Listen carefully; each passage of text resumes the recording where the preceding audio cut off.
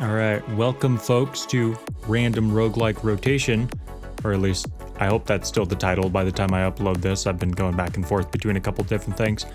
I've got a lot of roguelikes in my Steam library. Some of them I have hundreds of hours in. Some of them I have little to no experience in. But I figured, rather than try to make a series for this channel out of just one or two of them, I'll just make a series out of all of them and we'll progress through all of them very gradually. So every week, I'm gonna spin this wheel here. It's gonna decide what game we play, and I will upload that game for that week. So I don't know what this is gonna be yet, but I'm excited to find out. So here we go. Our first game is... Wait for it. FTL. Okay, so FTL is one of my most played games on Steam, period. So we're gonna have a lot of fun with this. I'll see you in a second once I've got it booted up. All right, so the first thing I am gonna do is delete my profile. We are starting fresh in every single one of these games. Hopefully I don't regret that. I know early game in Isaac, before you have a bunch of stuff unlocked, can be a little much sometimes. So yeah, I did previously have this game 100%ed, but it was almost all on easy mode, some on normal. I have like maybe 3 wins on hard. I'm not that good at this game, but I'm not bad at it. So let's get started here with the Kestrel, the very first starter ship here. And don't worry if you've never seen this game before, I will explain kind of how it works, what strategies I'm using, that kind of thing as we play. I think I'm going to stay on normal for this series. I think it provides a still good amount of challenge, but I also still have a chance of winning more than like 1 in 10 times. So yeah, let's get into it. So I'm not going to read a lot of the dialogue boxes here just because I know the story events very well by this point. But basically the gist is you are in charge of this little crew on a ship, and your goal is to make it to the end of each sector and make it to Sector 8, where you fight the final boss, the Rebel flagship, and if you beat that, you win. It sounds easy, it's not. So one thing we'll notice here is we have health for the ship. This number here is our scrap. Scrap is kind of like currency, so you can either use it to buy stuff or to upgrade your ship in here. We don't have enough scrap to do anything with. That's kind of by design. We have fuel, missiles, drones. Fuel gets used up every time we jump to a new dot on the map here. Other than that, it's usually pretty rare to lose that to an event. Sometimes you give it to someone in exchange for a reward. Missiles are used by particular kinds of weapons that usually have this missile icon here. We start with one called the Artemis, that's pretty decent. And drone parts are another type of consumable that we can't use right now. We don't have anything that can utilize it. So we'll get into that when we see it. Another thing to note here is probably the most important part of this whole deal. This is all of our system power. So right now we have enough system power to power everything except the medbay, which I like to do because the medbay doesn't need to be on all the time if we don't need healing. Your crew can take damage and die. That's when the medbay is important.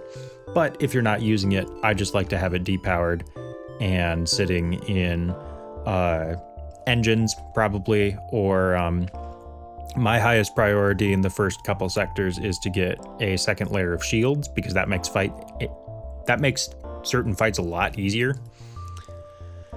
So now let's look around at the map. We've got pretty evenly spaced map, all things considered. We've got a distress beacon down here.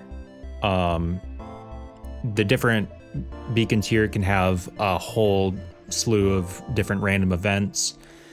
And sometimes they just have nothing in them, which is usually not a good thing. You usually want to be running into things so you can get more scrap, because your goal in each sector is to get basically as much scrap as possible so you can continue to upgrade your ship, upgrade your weapons, all that. So a distress signal is basically a almost guarantee that something will be there, right? It's like much more likely. So I will go ahead and check that out first, I guess. Okay, we're starting off strong here. This right here is probably the most infamous event in the entire game, because if you choose this first option, there's a very high likelihood that one of your crew members just dies on the spot. You lose them forever. So usually we just leave them alone. There are ways to get around that. I don't have any of them right now. Let's not. Giant alien spiders are, in fact, no joke. So we've got ourselves our first fight here. We're pretty evenly matched, at least in terms of weaponry and shields. We both have a missile launcher and a laser weapon. So I'm going to use this missile launcher to target the shields once. You don't usually want to spam missile weapons because they're nice. Missile weapons go through shields, so they ignore them completely. That's not true of most other weapons, and that's why you have a limited number of missiles. So I like to use just like 1 or 2 per fight in the early game, until we can get a more consistent weapon setup going, because if we run out of missiles right away, it makes fights a lot harder. And then the burst laser 2 will shoot out 3 lasers, so 1 will hit the shields and then 2 will hit the ship if all of them connect. I think I'm gonna go for weapons to get rid of their missile launcher, because obviously their missiles going through our shields is also bad.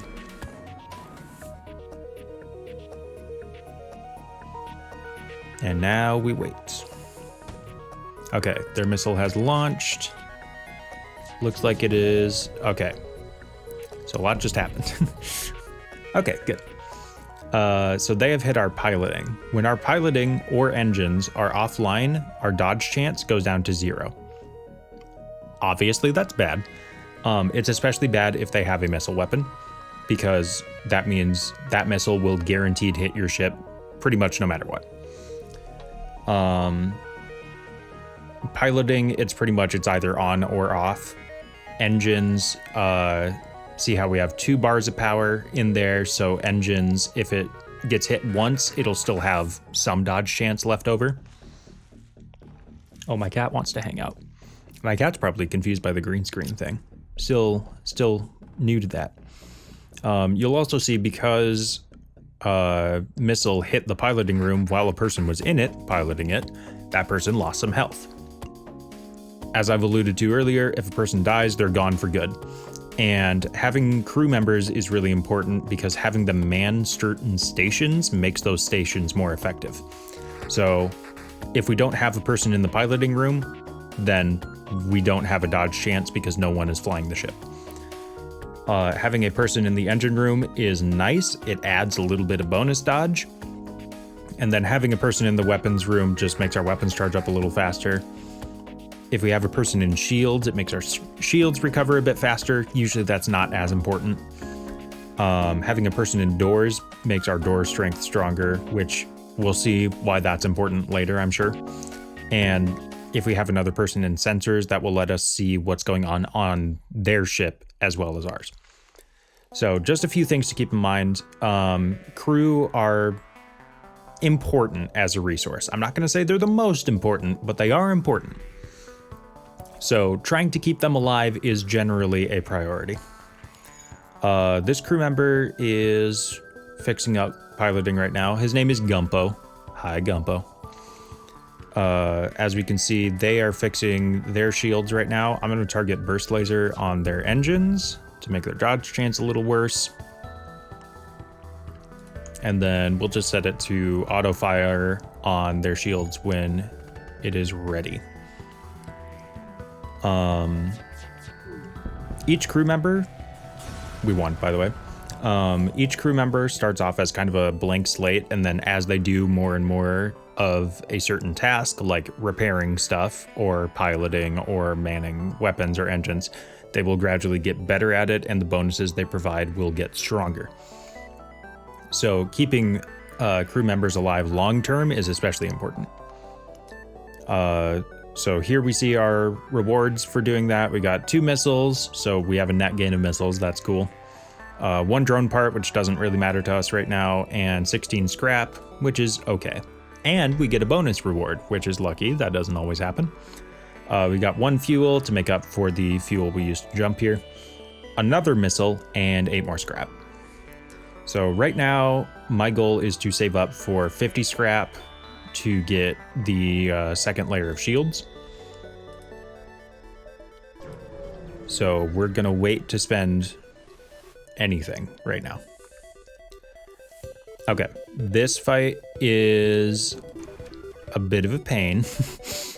Ooh, this fight is a lot of a pain, actually. So we can't really use missiles on this fight unless we take out their drone control. They have a defense drone, so that's one thing you can use a drone part for, is deploying one of these guys.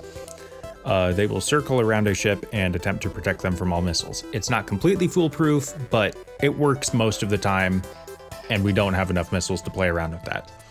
Now, if we don't destroy this ship fast enough, it will run away and make something worse that we will see in a little bit. So right now, I'm going to try to take their drones offline. They've taken our oxygen offline, which is... it's not super important immediately, but it will need to get fixed eventually. Okay. I'm going to take out their weapons with the missile. See, now that the drone control is offline, their drone can't protect them. Now their weapons are offline. I still see enemy FTL charging here. That's kind of an invisible meter that's building up in the background, just like ours. Once it reaches 100%, they leave and we lose the fight. Okay, interesting.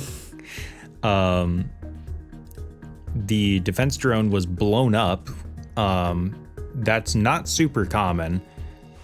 Whenever a drone happens to overlap with any kind of projectile, like a missile or a laser or the other things we'll see, it can be destroyed and then it can't be redeployed for a while. So that's nice. Okay, now that we've got enemy FTL delayed, that means everyone on their ship is repairing something right now. Because in order for FTL to be charging, your pilot has to be piloting. I think we're pretty much in the clear here. I'm not too terribly worried about anything else they can do. I'm just gonna let burst laser auto fire take care of the rest. See, their defense drone is back online now. This ship also has a particular weapon called a beam weapon. Beam weapons cannot get through any shields, but they are also guaranteed to hit. So it's a trade-off that way. If you have a way to take out a lot of shields, a beam weapon can do a lot of damage. So we won that fight. We got 1 fuel, 1 missile, 12 scrap. We are almost up to the magic number 50. Now, once we get to 50, our problems aren't going to magically disappear because we still need a way to power the shields. And power is another thing that you can buy down here. You will also see that the interior of our ship here is getting a little pink. That means we are running a little low on oxygen. So I'm going to send our weapons guy over to fix that. Our weapons guy is going to be our go-to for emergency repairs because having a guy on piloting is obviously vital because otherwise you can't dodge. And having a guy on engines is nice because it just adds to your dodge. Having extra weapon charge up time is nice, but not really required. So if I had to pick one of these 3 guys to go out and do repairs, I'm gonna pick that guy. So I'm getting him to repair as much as possible. You'll see he has repaired 1 out of 16 in order to get to his next repair level where he repairs a little quicker. I should also probably heal my pilot just while I'm thinking about it. Any of your units, while they are inside the med bay, while it's powered on, will get healed. They don't have to be standing in a certain spot in the med bay or anything like that. So this is what we're worried about. We are not the only ones racing to Sector 8. The Rebel fleet is also after us, and if we get caught up in this, you'll see like this jump here is about to be overtaken. If we jump into a spot occupied by the Rebel fleet, it is an insanely hard fight with next to no rewards. It's like a last resort, basically game of survival. Generally ill-advised, unless you really know what you're doing. And I don't feel comfortable enough with the ship quite yet to take that risk, because usually they have weapons and shields that are way above your current power curve. I will jump to this sector, I guess. Not really seeing anything too crazy. This is one of those empty jumps I was talking about at the beginning. It just doesn't have anything. So yeah, if we had lost that one fight where the ship was trying to run away, the fleet would have made twice as much progress that jump, which basically cuts a turn out of the amount of time we can spend in this sector. And like I said before, your goal with each sector is to get as much scrap as possible. So spending as much time in a sector as possible is also good.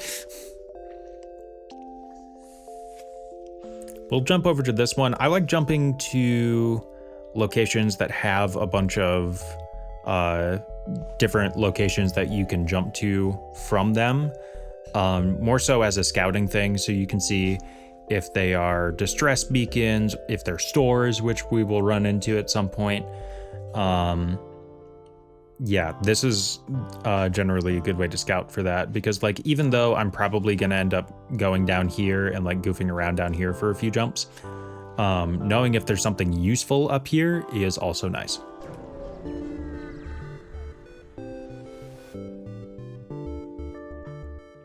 Okay.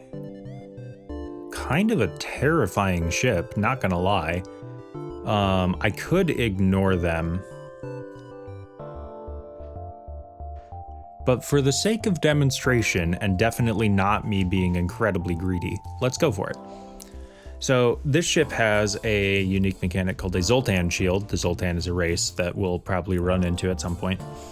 It gives them a certain amount of free protection from anything before you can even get to their shields. Zoltan shields are really strong. That's not the reason I'm scared of this ship. The reason I'm scared of the ship is this weapon is the hull beam.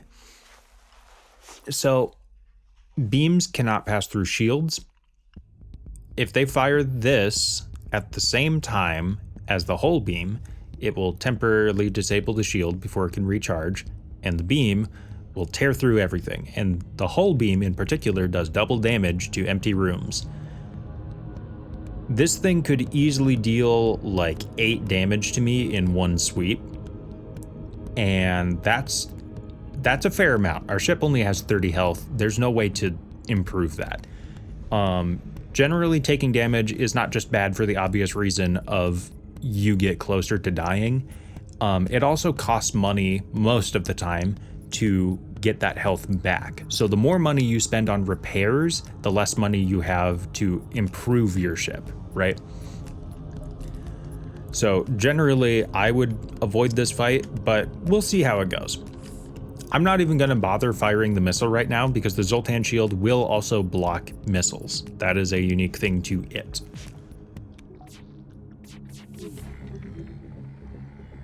Okay, our shield is back online right before that beam fires. That's really nice.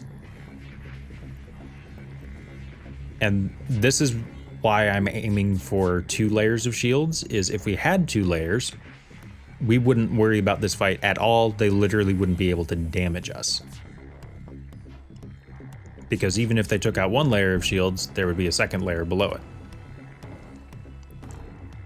I'm going to fire a missile at weapons, and it misses. That's okay. Okay. So it did hit both weapons and engines, which is not awesome. This is another unique mechanic. Sometimes ships, when they get to a low enough health, will offer surrender. Usually the rewards are much lesser in terms of scrap count, but they will give more of an alternative resource. In this case, they're giving 4 missiles. I don't particularly want to take more damage to this ship, so I'm going to take it. And we'll wait for our guys to finish stuff up. You will notice they did not take damage because the beam did not hit the exact tile that they are on. With missiles and I believe also lasers, it just has to hit the same room. Beams have to be more precise in order to actually damage crew. Just a weird little niche interaction. I'm going to reorder my weapons here. Reordering your weapons basically determines if your weapon system gets hit, which one goes offline first. So because this is last in line, it is the first to go if we lose 1 bar of power. That was something that happened in that fight that I didn't mention, but our burst laser went offline because they hit weapons, and that's the one I wanted to do damage with. When your weapon is offline, it almost instantly loses all of its charge, and then you have to build it back up again. So I didn't want to wait around for that to happen. Here we are. Also, that ship is still taking damage over there. Something on board that ship is on fire. Fires can gradually spread and damage rooms. If a system is completely broken by anything, be it fire or crew destroying it, your hull takes 1 damage. However, even if we were to wait around for a fire to possibly... There goes their shields, I guess. Even if we were to wait around for a fire to possibly destroy their whole ship, we don't get any special reward for it, which I think is lame because fire is fun. We'll jump over here, scout out the rest of this top area of the map. Okay. We do have 54 scrap. I could have bought the 2nd layer of shields, but it wouldn't have mattered for this fight anyways. They only have a single shot laser and a missile, so 1 layer of shields is just fine. This is a unique event where they have hacked our engine to minimize our dodge chance. You'll see up here it's only 10%. So that missile more than likely going to hit us.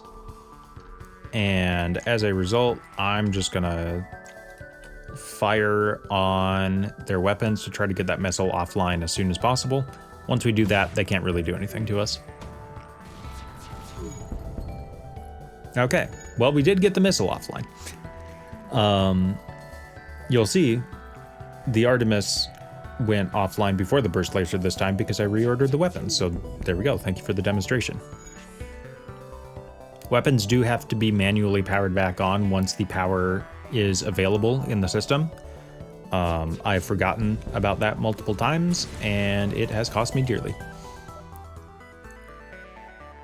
Okay, we got 6 fuel and 21 scrap out of that. I'm going to get that 2nd layer of shields and 1 bar of power right now. I'm not going to power anything on quite yet. We'll see what our next ship is looking like.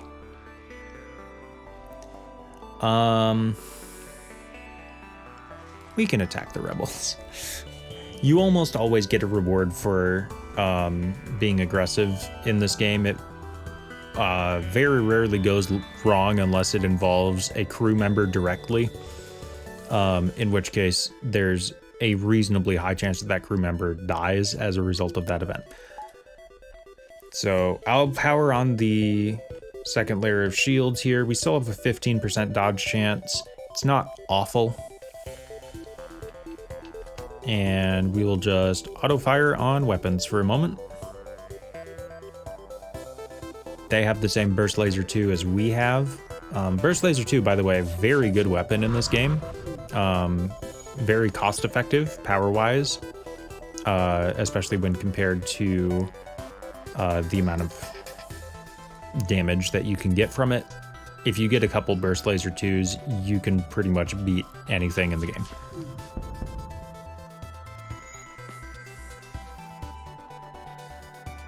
Yeah, so one thing that I'm going to talk about a lot when playing this game is damage potential.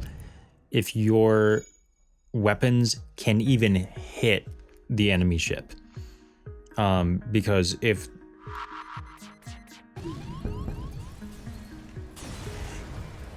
Okay, a lot just happened. If the enemy ship had, let's say, 3 layers of shields and we didn't have a missile, we wouldn't be able to even damage that ship. So raising your ship's damage potential early is really nice so you don't get stonewalled in case you run into a ship like that, which becomes more and more likely as you go on. Ships get stronger. But then there's also the speed of your damage is also very important late game, because late game enemies are going to have like missiles that deal 4 damage a piece. They're gonna have all kinds of crazy like ion weapons that can shut down your shields almost permanently as long as they don't miss. So having a weapon loadout that can not only just theoretically damage the enemy ship, but do so quickly and consistently, that's your end goal for this game. I'm gonna leave the civilians alone here. There's a chance that it can go wrong, and I don't particularly want that. We didn't get a crazy reward or anything from that. You will also see we are unable to jump if our engines are offline, as well as our piloting. But as long as we have 1 bar of engines, we can leave. Sorry, Estelle's over here making a bunch of noise. What is your deal, cat? Come here. Oh, she has attacked my hand. She's so vicious. Okay. Let's heal up both of these guys. The FTL, most of the time, is not all that important, but it is also very nice as like an emergency situation, like we need to leave now. The amount of engine power you have determines how fast it charges up during a fight. Once it is charged up, you can retreat from the fight, which is sometimes advisable because taking damage, as I've explained earlier, is bad for a number of reasons.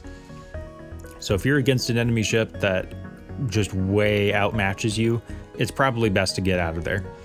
An example of such a ship would be any of the ones we see in here. Okay, now we can leave this sector right now. I don't want to do that. I want to spend as much time here as I can, get as much scrap as I can, because if you just beeline it to the exit of every sector, you're gonna get outpaced by the difficulty increase in enemies.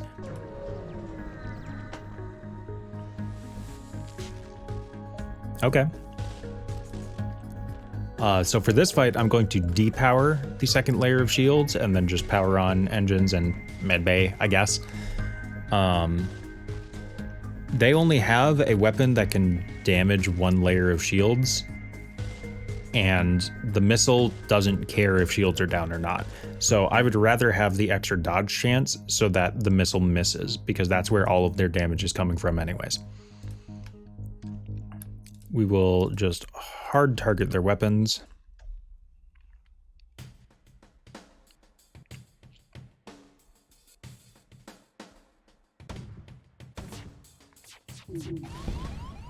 Okay.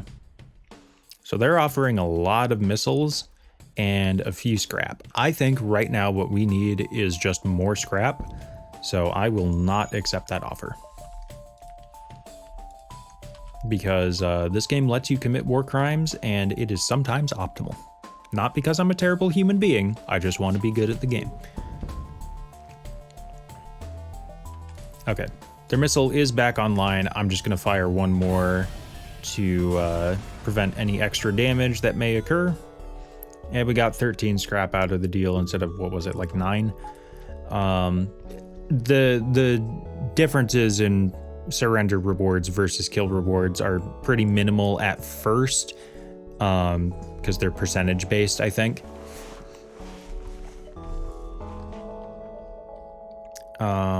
Right now, I think we need extra power so we can afford to have both our 2 bars of engine and our 2 bars of shield active at once.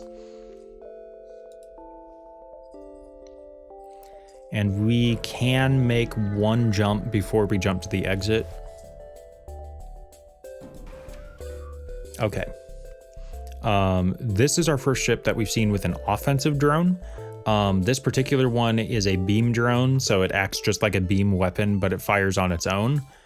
It will auto-target different rooms on the ship at random and just attempt to fire at them whenever it's in a position to do so.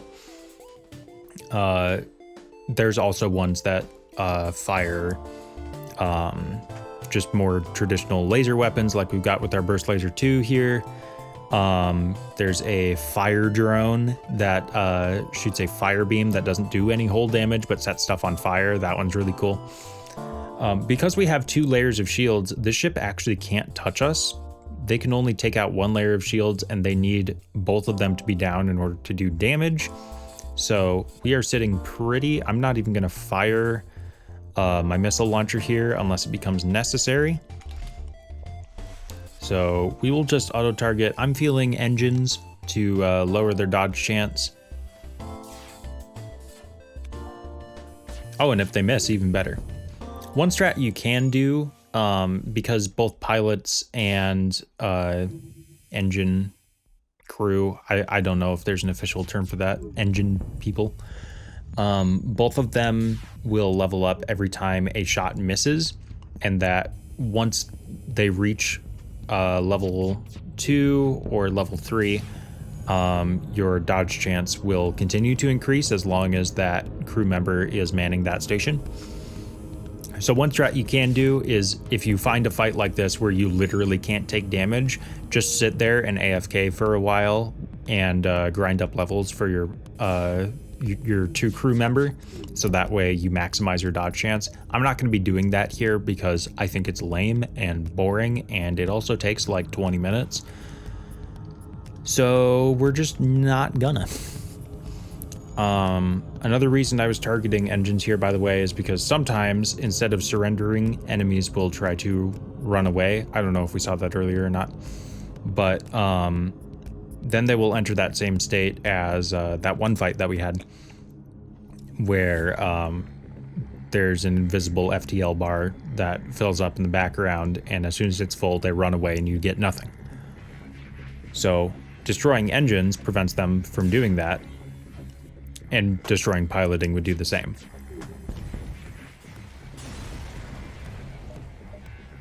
Okay, we got 13 scrap out of that. That's okay. And now you'll see we're really teetering on the border here, so we will jump to this exit beacon. Okay, this is our first blue option that we've seen in one of these.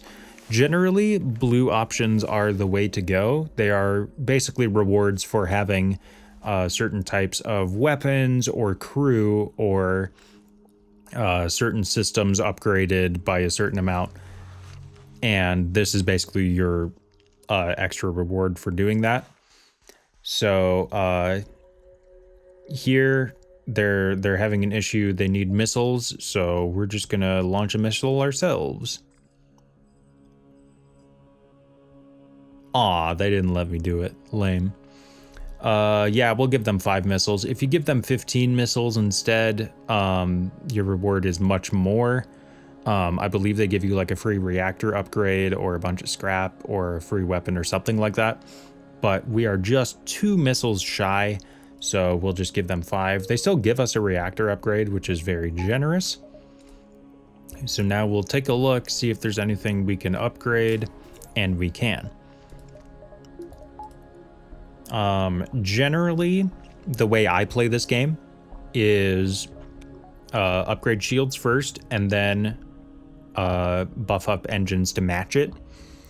Both of them are very important. If you have only shields but terrible engines, then you're not going to dodge any missiles. If you have only engines, then pretty much every fight is just a massive RNG check. So both of them are very important. I think shields are a little more important, at least in the early game, but engines are definitely more important late game once you see more high damaging missiles show up.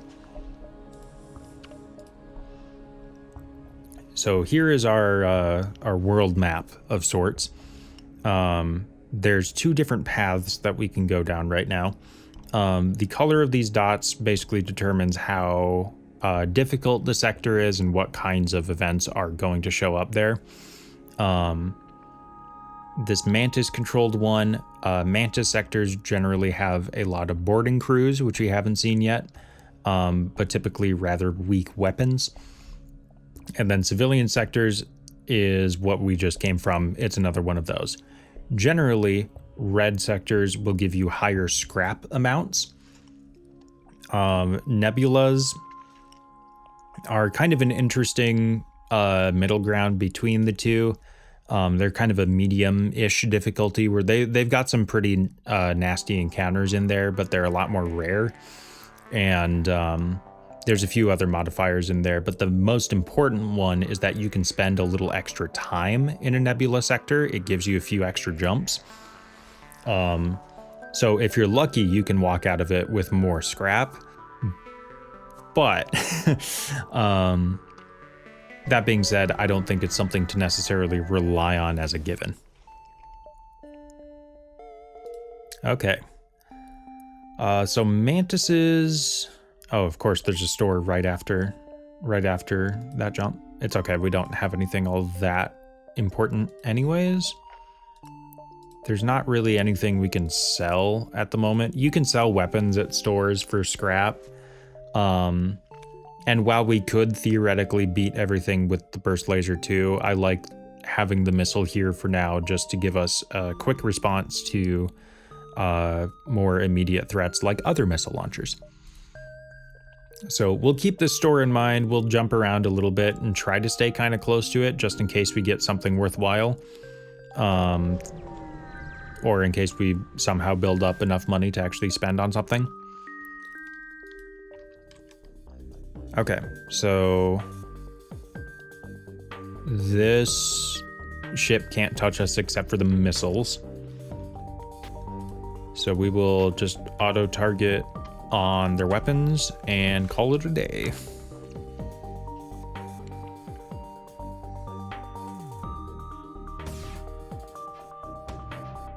Okay, both things missed. That's really lucky. It's that extra dodge chance coming in clutch.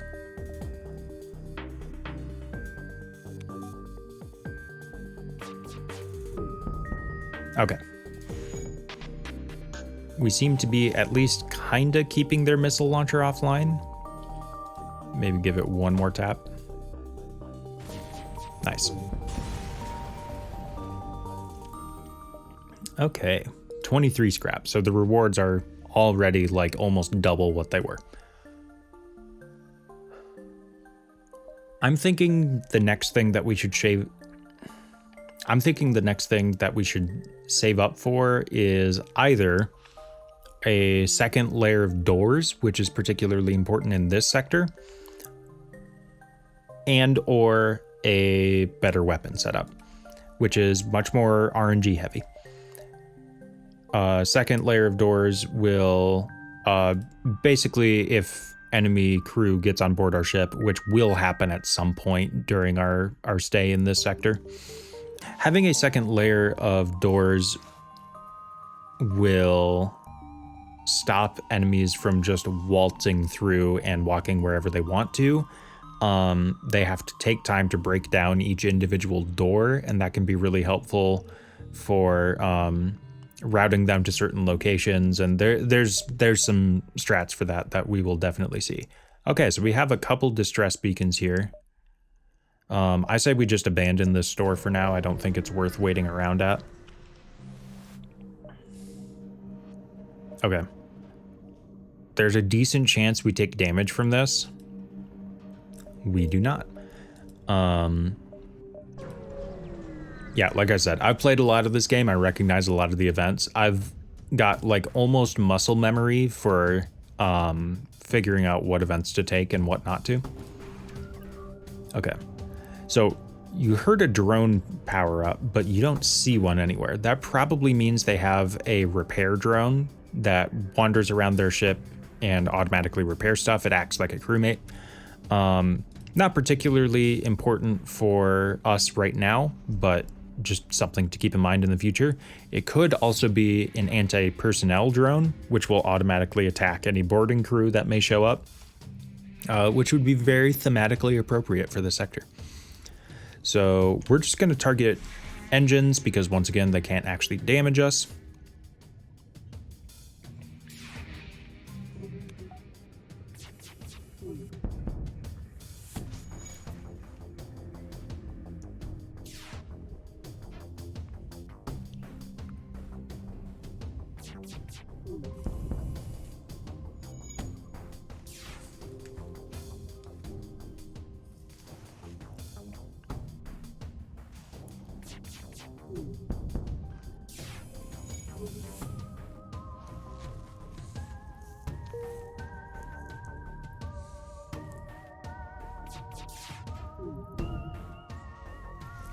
Okay, they're offering 6 fuel. I'm gonna take that. We're not in any like particular need for fuel right now, but it is still nice. And we will get our second layer of doors online. So now all of our doors are gray. They're like blast doors, I guess. We'll jump over to this distress beacon. Okay. So this is basically give up a resource in exchange for an ambiguous reward. So we'll do that. They upgrade our reactor by 1. That's nice. 2 fuel is definitely worth a reactor upgrade. Right now we'll just throw it in medbay because we don't have anything better to throw it into. One other thing to note is that subsystems do not require power. They will be on even if you have like absolutely 0 reactor power on your whole ship, which is nice. It means we don't need an extra bar of power for powering doors or sensors or piloting. I guess we'll jump down here, kind of zigzag our way through this whole area. Okay, this is interesting. So this is an asteroid field. And asteroid fields will periodically just automatically launch rocks at both ships. The timing is offset by a little bit usually. But here, shields are very, very important because you are almost constantly under fire. As you can see, this ship here has no shields. It instead has something called cloaking, which is neat. Cloaking temporarily raises your dodge chance by a ton and also stops enemy weapons from charging. It is a very good system.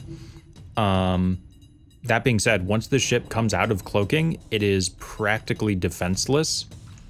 So you'll see it's already taking damage. It's already going down. We've taken a little bit of damage. I'm gonna be honest, it's not really the end of the world. I'll throw 1 missile on their weapon system just to make sure it doesn't happen again. Yeah, it's always kind of funny when that happens. And we will have our weapons guy go through and fix everything. And as you can see, we are still taking asteroid fire, even though we are no longer in combat. That lasts until you leave. So any repairs that you have to make have to be done under these conditions. Otherwise, you can also just jump without repairing first, but then who knows what you're jumping into. As you can see there, when the whole ship went dark, that's what sensors do. If you don't have sensors, you can't see inside rooms of your ship unless a person is inside it.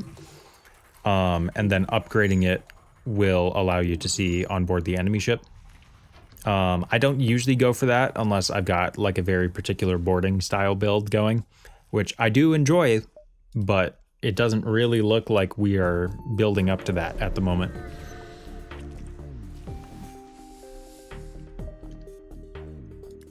Okay, this is a completely non-threatening ship. We'll just auto-fire and wait. I heard that noise. So our pilot and engine guys are both at level 2 now. So both of them give +7 to evasion. And then they're working their way up towards level 3, which is where it caps out. At that point, both of them will be giving an extra 10% to evasion. So leveling up piloting and engine guys, both very good options. I'm going to save my scrap right now for any potential like shop that might show up. Being able to afford a good weapon is really important right now. Okay, this is another enemy that is going to be trying to run away from us.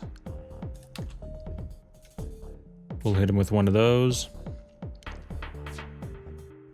This is a standard combat drone. As I alluded to earlier, it just shoots lasers.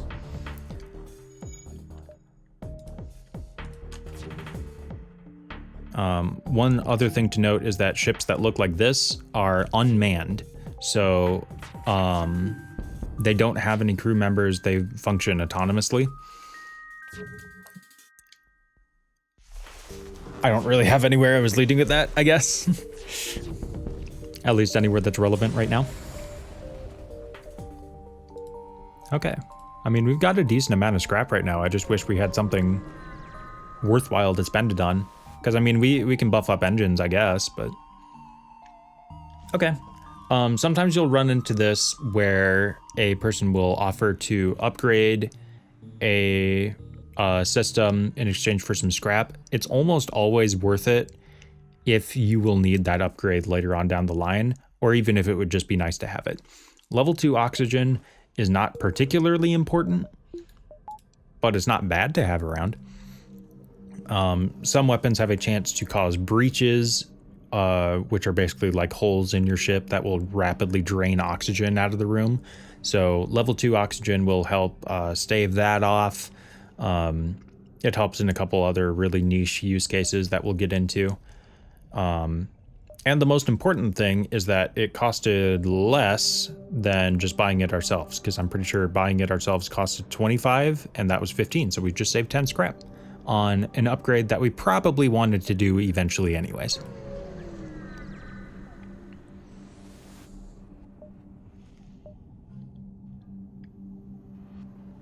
Yeah, I'll attack the Mantis. I am so surprised that we have not found a boarding crew yet.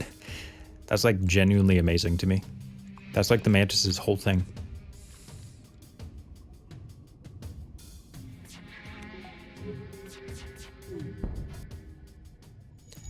Of course, it took off the one weapon that I did not care about.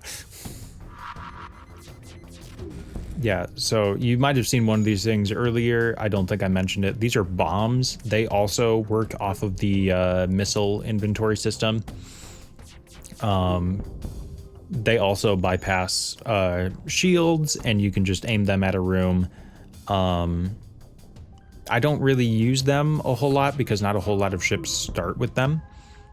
The one nice thing about them compared to traditional missiles is that they can bypass defense drones. So there you go. There's an, niche, but still relatively important use case for if you're ever using bombs. There's a huge variety of bombs out there. I've maybe only used like 3 of them. Okay, getting a lot of scrap. Yeah.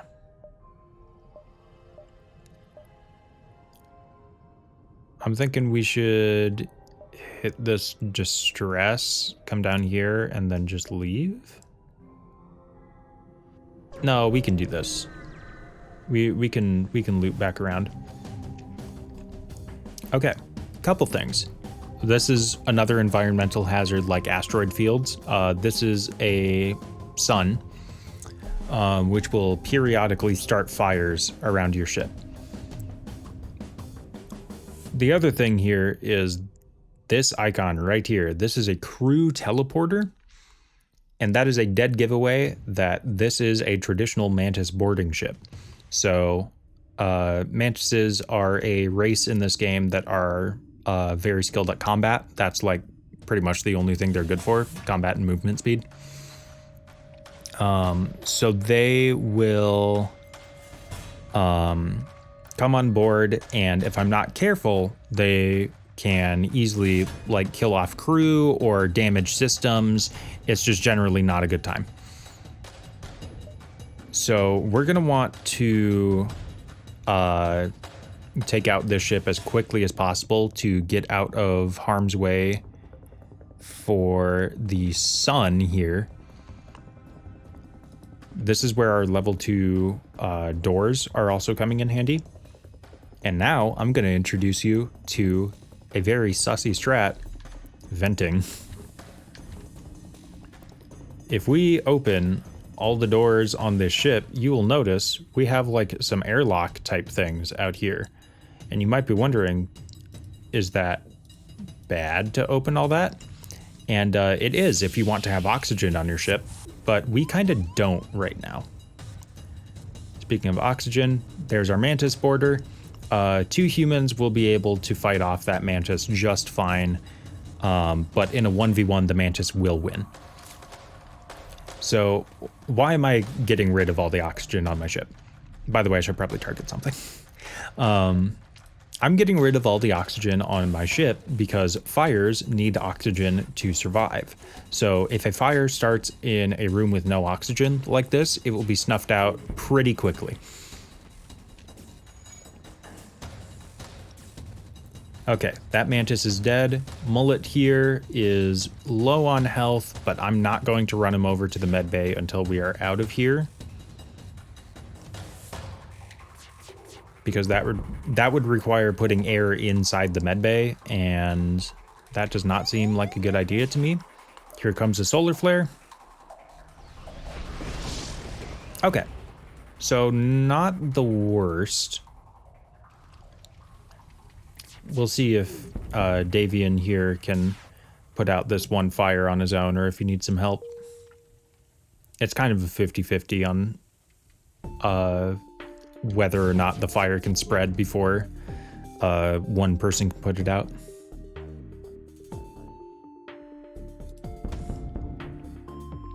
So we have killed their Mantis. That Mantis is not coming back. It is permanently gone from their crew, and it looks like they don't want to send another one over.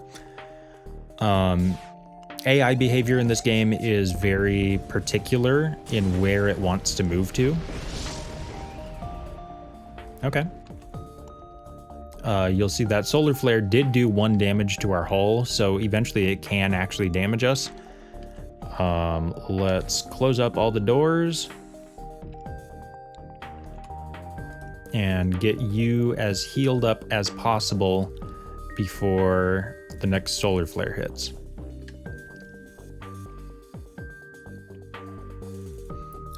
But like I was saying, the AI is very particular about where it wants to move to.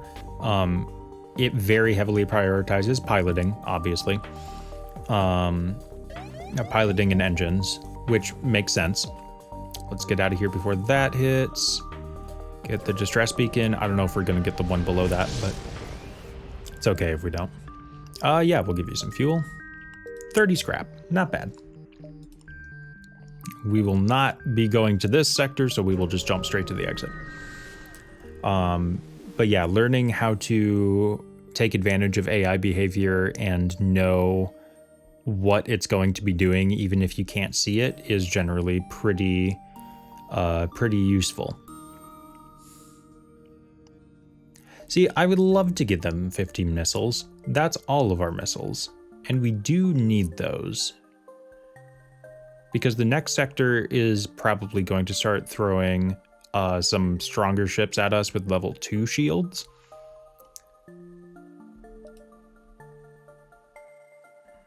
But what if they give us a better weapon? Okay, I mean, they gave us some repair, they gave us 30 scrap. It's not terrible. That was probably a bad idea. But it's fine.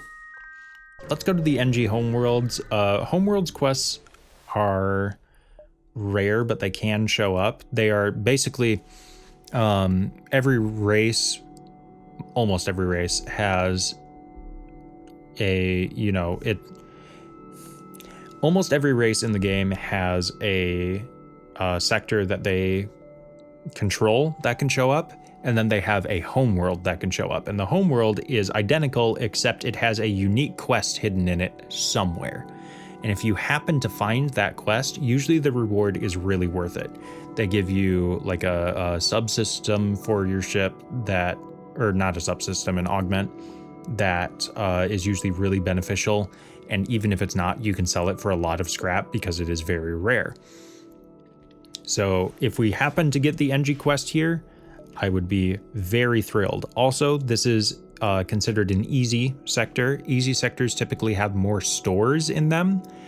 And I'm really looking for a store right now because, God, we need better weapons.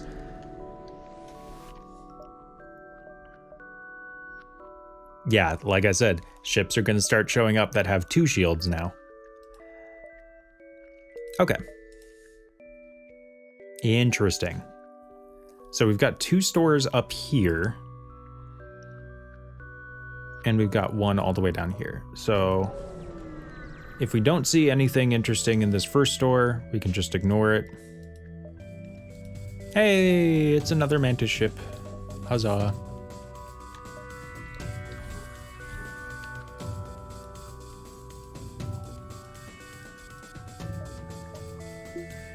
I'm actually going to temporarily turn off oxygen just to make this all vent faster. Didn't matter. Cool. I'm kind of regretting not healing up this guy now.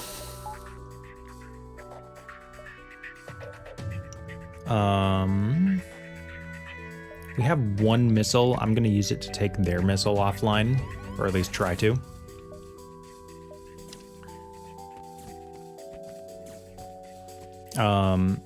The way crew fights work is pretty simple.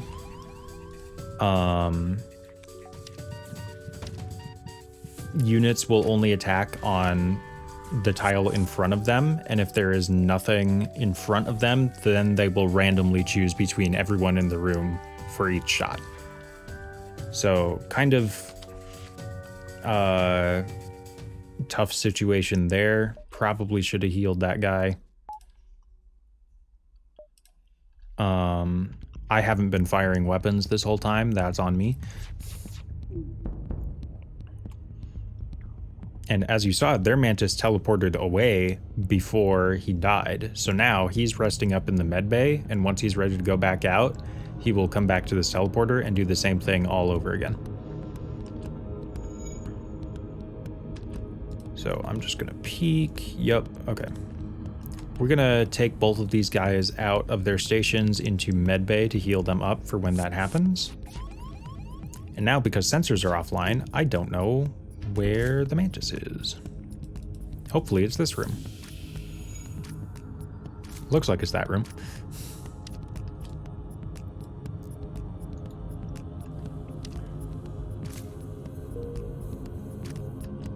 Oh, they're running over there. Okay. We will walk you up here and around this way. This is why it's really nice to have level 2 doors. Because now that Mantis has been mostly starved of oxygen and yeah, immediately has to run away. I'm gonna have Davian over here come over and fix our sensors so that problem doesn't happen again. There's really no way we can speed up this fight at this point. I could aim for shields instead of weapons, but if that missile launcher comes back online... Okay. Two things. We have someone manning sensors right now because it just got fixed. So we can see what's happening on board the enemy ship. What is happening on board the enemy ship is not good. They are very much on fire. To the point where I'm not even gonna shoot at them. I'm just gonna like see how this plays out for a second. Because the trade-off for mantises being really good at combat is they are terrible at repairing. And putting out fires is directly proportional to how well you can repair. Like they work off of the same stat. So mantises and fires really do not get along. This ship is straight up doomed.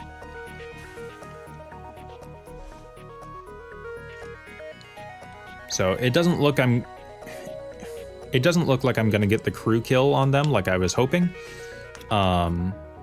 Because instead the fire will just spread to like their oxygen or shields or somewhere and kill them that way. But there is a bonus reward that you get for killing just the crew and leaving the ship intact, which is very difficult to do outside of specific circumstances. One of those circumstances is having everyone die by fire. Like I said, that's not happening here, but if it does, usually we just get like a little bit of an extra reward, and that's kind of nice. Yeah, no, that was tragic. I say while smiling. Okay. I say we jump to the left store first, we hit the distress beacon, we come back for right store. We don't have to commit to anything at left store yet if we don't see anything we like. I'll get a scrap recovery arm. Scrap recovery arm is an augment for the ship, of which you can have 3. Every scrap reward you get while having a scrap recovery arm is boosted by 10%. It's really good early game. So actually, I'm not sure we'll be able to get the second store in time, so I'm just going to jump to it now. Hopefully there's a little more for sale in here. Okay, looks like not really.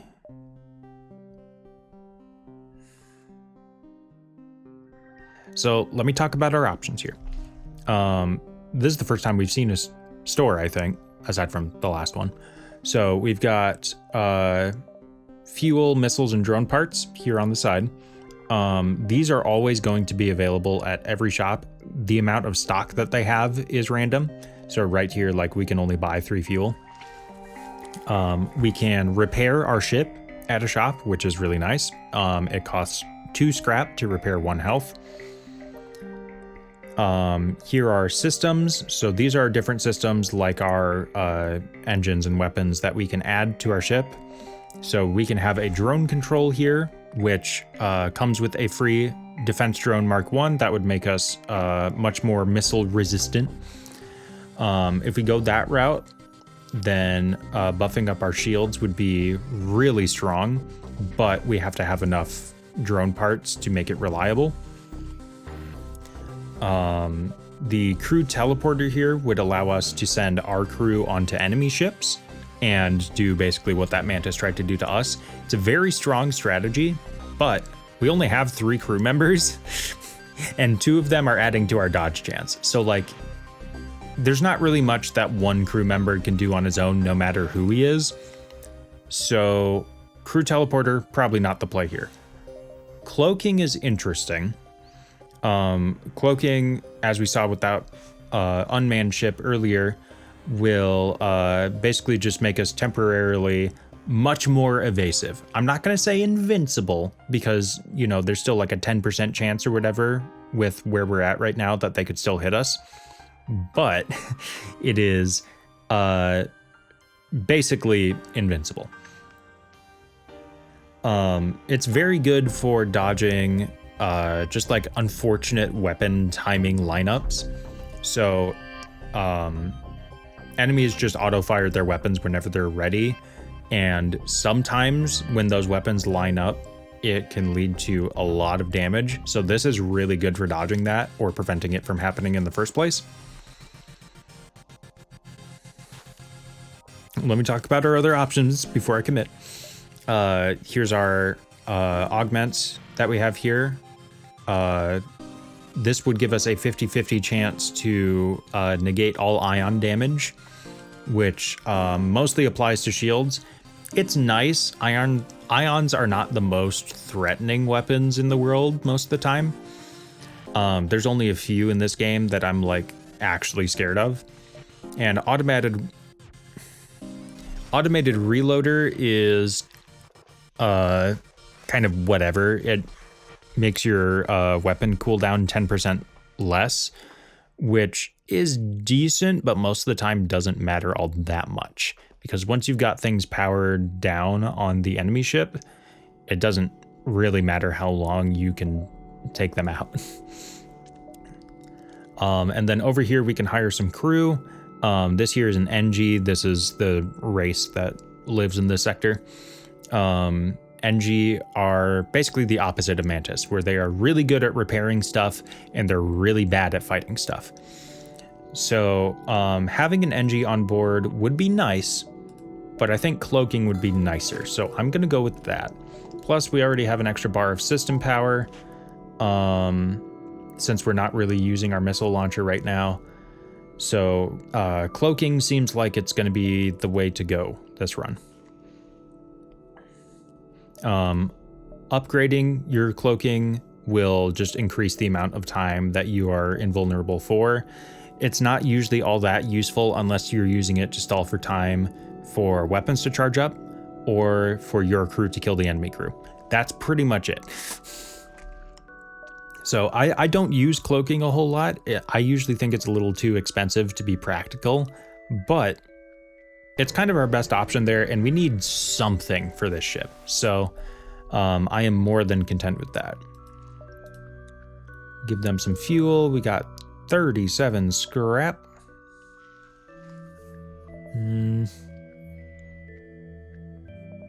Let's throw it into engines for now, and then drop our oxygen back to level 1. Just give us a little more dodge chance. And I guess we're jumping all the way over here.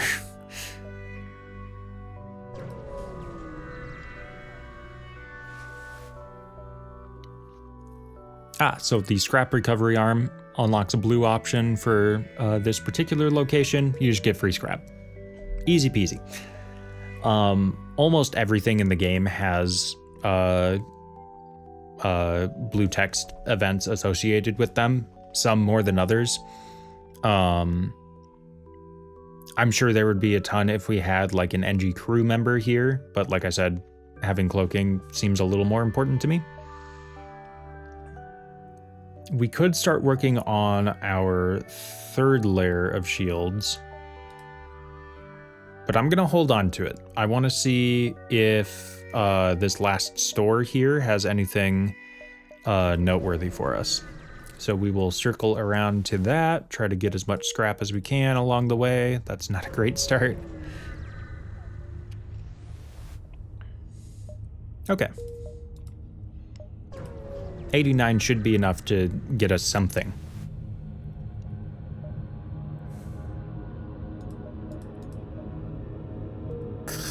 Okay.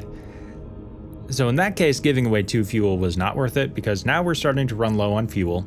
I consider that to be like any amount below like 10.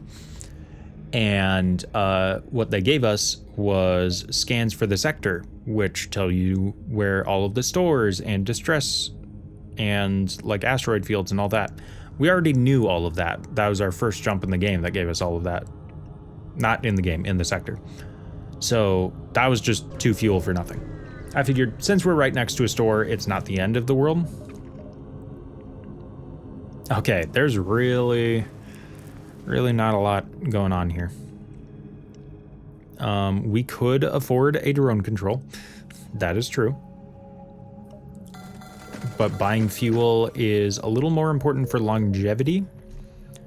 So I say we start working on third layer of shields.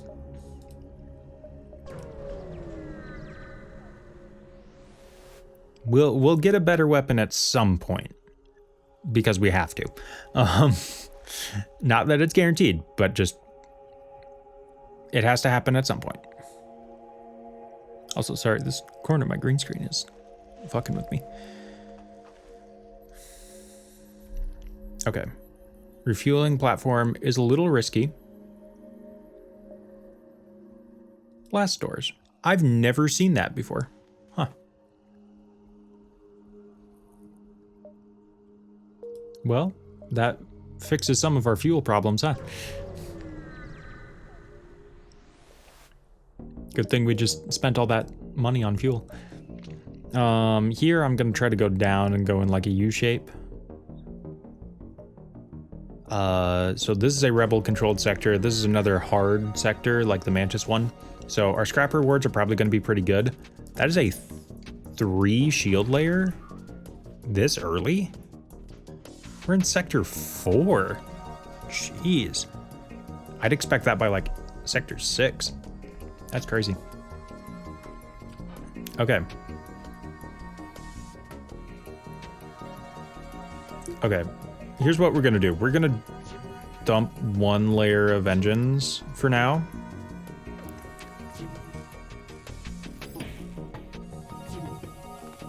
Oh. Yeah, that's bad. That's really bad. We'll fire the missile at their shields, and if it hits, it hits, and if it doesn't, then we are leaving. Now is a good time to use cloaking.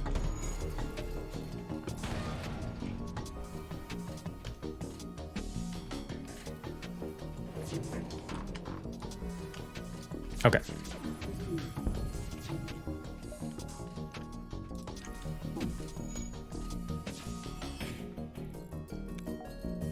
This is a really weird ship. Oh no, we're cloaking.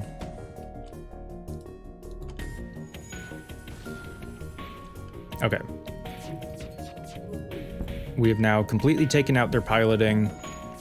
Their shields are good enough for now. I need to take out some weapons. Otherwise, we're just gonna keep taking damage. That's really bad. Okay, we fire the missile. Okay, we took out the more important of the 2 drones. Let's get you in here, deal with some fires. Our next burst laser shot will finish off this ship. Okay. So that was scary. That was really scary. Yeah, wow. I don't even know what to say about that. Jeez. We'll power off the Artemis. We'll put it back into dodge chance. Actually, how far away? Let's get third layer of shields just in case. Because third layer of shields would have prevented us from taking damage there, and that would have been really nice. Oh, I just noticed you can't even see the subsystem icons. Yeah, sorry about that. I guess you couldn't see these subsystem icons. I wasn't even thinking about that. Anyways, like I was saying, these subsystems don't need any power. These icons just basically mean how upgraded they are. Yeah, that was a really scary fight. Let's heal up our guys.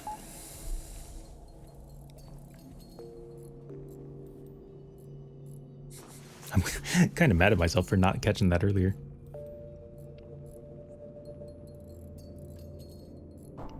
How many more things does he need to fix? 5? Jeez. That's rough. I don't know. Sometimes it seems like things take like a long time to level up for certain crew, and sometimes it doesn't. It all depends on what RNG you get during fights, but most of the time, like, I'm focused on more big picture stuff and I'm just not paying that much attention. Okay, so this is a quest objective. So if we get over to here, we will get a reward. There's the store. It's okay. It's okay. That happens often in this game. So we will just make our way over to the quest, ignore the store. We don't have enough money to make good use of it. Okay. We'll cut our dodge chance a bit and get some shields instead. That plus cloaking should be able to hold us over for at least a little while. Because if that weapon and this drone all fire at the same time and they all connect, that's the only way they can do damage to us. So I was pausing there to make sure that one of the shots had missed in that chain. And if it hadn't, then we could hit cloaking and dodge it that way. Like now. One other thing to note about cloaking is if you fire your weapons while you are cloaked, it decreases your cloak time by quite a bit. So, gonna try to avoid that. I don't think firing on shields is getting us anywhere, so I'm just gonna start firing on weapons just to make this whole process a little bit safer. Hey, our pilot is fully leveled now, so he gives us an extra 10% evasion on his own. That's awesome. And our engine guy only needs 2 more. There we go. So now our dodge chance is up to 30% with only 2 bars of engine. That's really good. Okay. So now we are officially more or less immune to anything this ship can do. You might be wondering, since these ships are automated and don't have any crew, how do they fix themselves? So every system does very slowly repair itself on an automated ship. But it takes a long time. So if we take out these weapons completely and then fire on shields, then it will be much safer. I probably should have been doing that from the start. One other thing to note about combat drones is they can double fire on you. Basically, the way they work is they choose somewhere around this circle to fire at you from, and then they move to it, and once they are there, they shoot. And then they pick another spot. If they pick 2 spots that are right next to each other, you can get a double fire, and those, while unreliable, are still a way that we could get damaged here. It's not super likely, and I'm keeping an eye out for it. Like something like that was pretty close. But yeah, sometimes it'll be like, yeah, like that. Thank you for demonstrating. So double firing like that, good for your drones, not for enemy drones.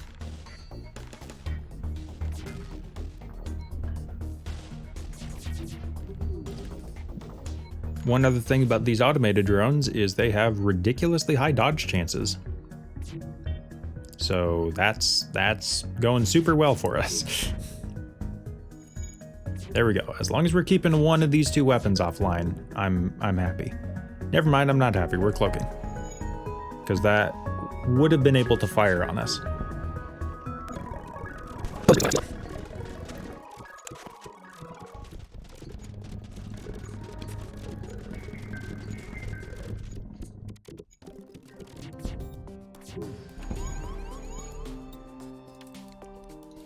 I messed up. Gotta fix the shields.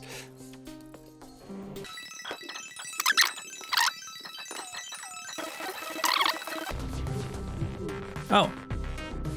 Well, we accidentally shot down their drone. So that's nice. I'm gonna focus on shields for a second then. See if we can make some progress on that. Well, we did, but not really.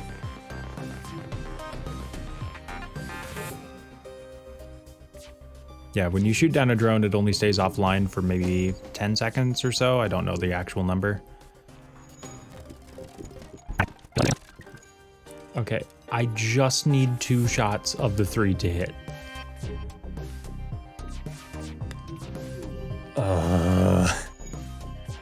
I hate high evasion ships so much.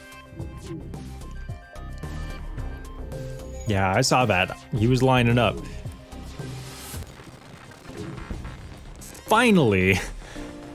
Oh, thank God.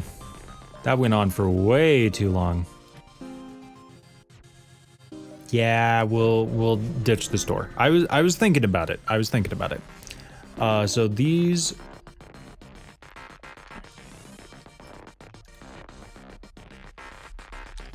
I've got a really simple strat for borders when I can't see them. These spots are called nebula spots. They disable your sensors while you are in them. And then the other major change is it slows down the fleet while you are inside them because they're like looking for you. So you can take them. I usually think the rewards are not that worth it most of the time. And sometimes you get stuff like this where like, even though we went through a thing, we don't really get anything for it. But, you know, just something to keep in mind, I guess.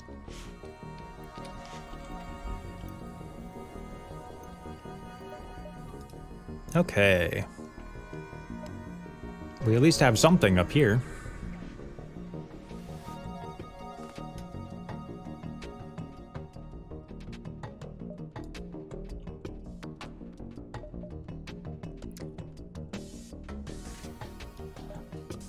I don't think this ship can hurt us with 3 shields.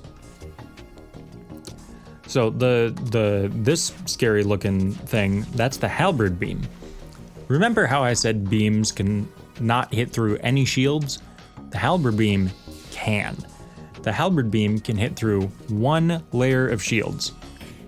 Now, because they only have a single laser to fire, that means at most, or at least, I guess, we will have 2 when they fire that. So it won't be able to hurt us. But if we only had 2 shields, then it could still damage us. And the really scary part is when you have no shields, it does 2 damage per room it hits instead of just 1. So very, very scary weapon, very strong weapon. Probably the best beam weapon in the game. There is a stronger beam weapon called the glaive beam that does the same thing, but just adds 1 to all the numbers. So it can go through 2 layers of shields and do 1 damage. It can go through 1 layer of shield and do 2 damage. Or if you have no shields, it does 3 damage per room. That thing can tear you apart, but the recharge time on it is ridiculous. So the amount of time it takes you to actually fire it is so much that oftentimes it's not even worth it. Also, apparently I started to fire. I saw one of their shields go down before I even fired on it.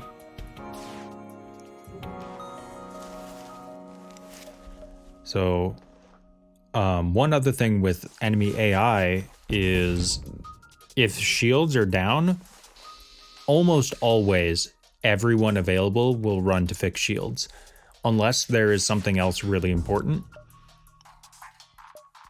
No.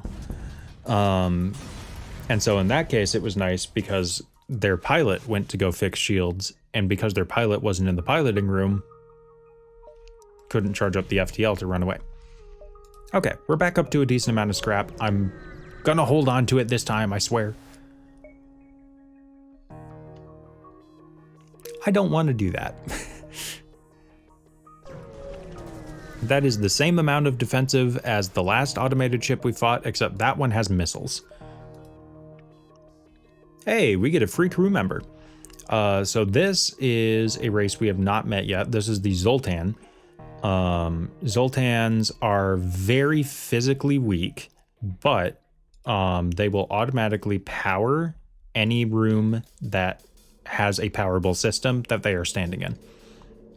Incredibly valuable unit type, for sure. I'm going to do this airlock strat again.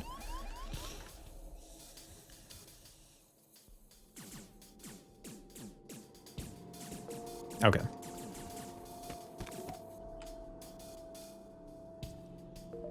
Oh, I should probably power on the med bay if I do that.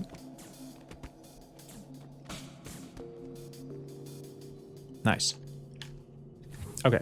It is worth noting that the med bay at level 1 will heal at the exact same rate that your units lose health from oxygen starvation. So even if there's no oxygen in the med bay, they will at least stay alive. They just won't heal any. I need to figure out where I'm going to put this guy. I think I'm going to put him on shields. Zoltan on shields are nice, and you'll see we get a free bar of power there. That's that yellow bar there. If you have 2 Zoltans in a shield room, even though one of them isn't actually working the shields because only one person can man a station at a time, the second Zoltan will still provide power to it, and that is basically a permanent layer of shields that it can still get taken down by lasers and stuff, but it cannot be taken down by ions, which is super nice in really niche circumstances. Usually you don't have 2 Zoltans on a crew unless you start with like a Zoltan ship. So I'm not counting on that happening like ever. But in the rare event that we do get a second Zoltan, it would be nice.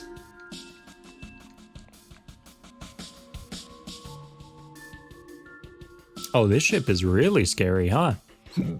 Okay. So we have a burst laser 2. It fires 3 lasers. This is a burst laser 3. The burst laser 3 fires 5 lasers. This thing on its own can theoretically beat any ship in the game, because at most ships can have 4 shields. So I'm a little scared of that. We can use cloaking to dodge 1 volley of it. But I need to get that thing offline immediately.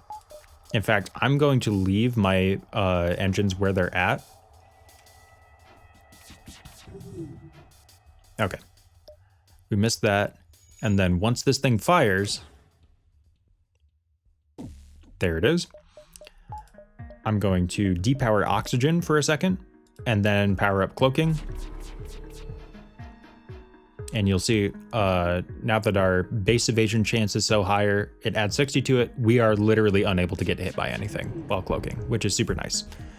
And now we've taken off the burst laser 3 for a bit. Hopefully we can keep it offline. The only bad thing about doing this oxygen strat is now that bar of power is locked in here until the cooldown for cloaking wears off. There we go.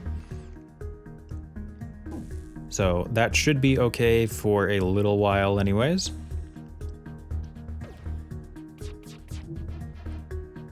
Okay. We can beat this. We just need to be a little careful.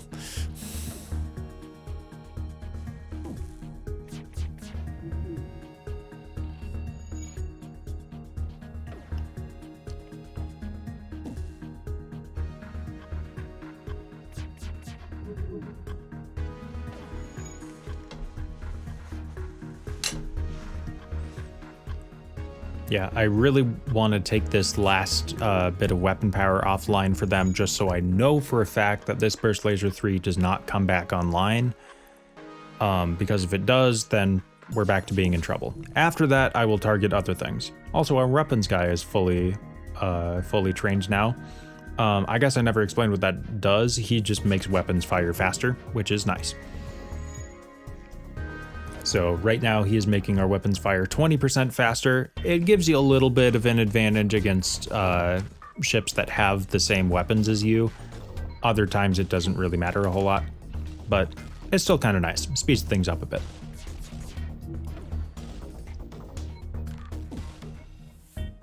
I would really like to hit, please. I hate auto scouts so much. Okay, and now the Burst Laser 3 is back online because we missed so many shots in a row. So now we get ready to do the oxygen strat again. It took the ion offline? That's lame. Okay, well. It is what it is.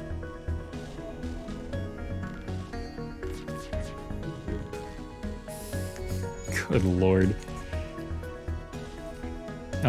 Cloaking is not going to be ready for the next volley that this thing fires. Okay, thank you. I was about to say, if we're unlucky enough that we can't get it offline even after that, then we're really in trouble. Because then it can start doing damage to us. And if it did things like, say, take our weapons offline, then we wouldn't be able to shut it down, and that's how things snowball out of control really quickly. Yeah, all it takes is one bad shot to hit one bad system, and things can go terribly wrong in this game.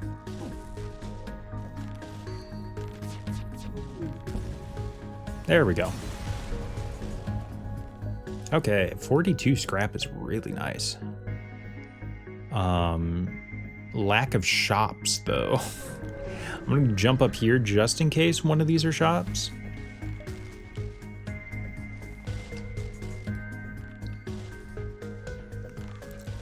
You have got to be kidding me. Oh no, dude. So, rebel ships also have a pretty high dodge chance. This is a worse weapon setup for us than last time. And it's trying to run away. I don't know if we're going to be able to get out of fleet range after a jump. So, we need to like take this thing down now. Our other option is if our engines charge up FTL before theirs do, then we can run away. Because I would rather do that.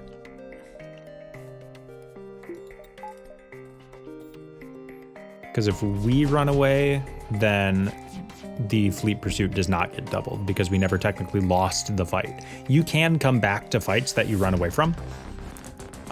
It's just not a super common strat. Okay. Okay. I'm gonna wait. Once it gets close, it'll say jump imminent up here. Usually after that, you have like 10 seconds. So I'm just getting out of there. I'm not dealing with that. Bro. Okay.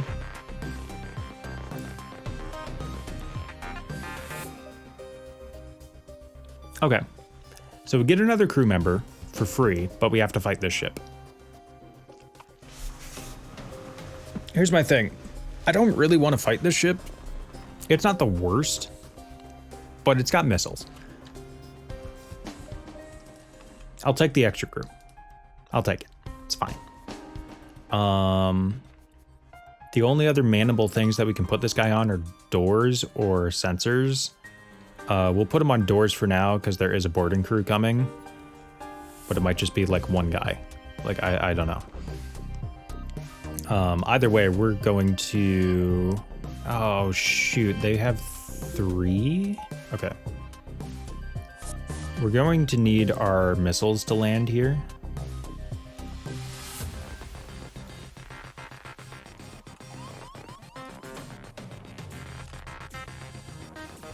Okay.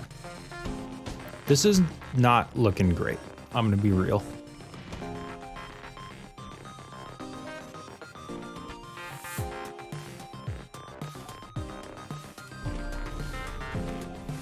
I think I cloaked too late there. Okay, we need to hit shields like now. Okay, we have hit shields. Now we need to hit all of these burst laser shots. Let's go. That's big.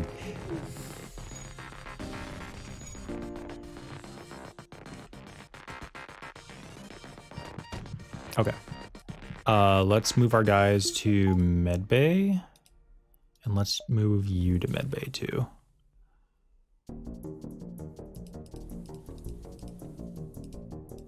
we will just open up all of those doors. Incoming missile. Hey, there's a breach. I was talking about those earlier. Okay. Interesting.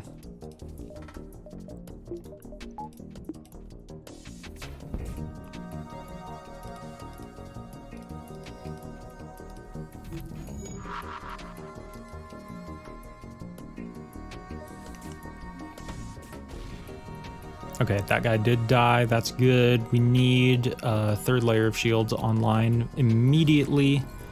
Otherwise, that burst laser is going to hit us. We can cloak it if we need to. I would really prefer not to.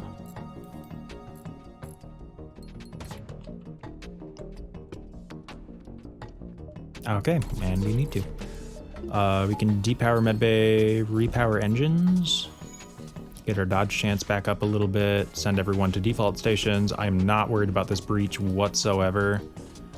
Yeah, that breach isn't important because it's not in a room connected to anything or on the way to anything important.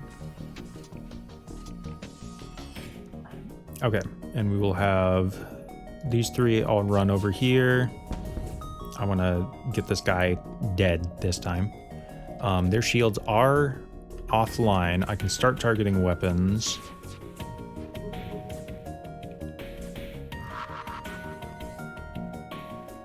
That's a really bad bomb. That's a really bad bomb. Oh no. Can we run him out of there? We can. Okay, so at least Big B didn't take any damage.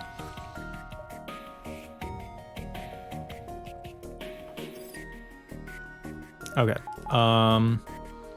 When a system gets damaged, by the way, any power that you are unable to provide it because it is damaged, just get refunded to your like power bank over here. So I'm gonna put that in engines right now, so hopefully we can dodge some stuff. You're trying to run away? You are joking. Okay, we depower that. We turn on oxygen, I guess. Okay, that boarding crew is dead.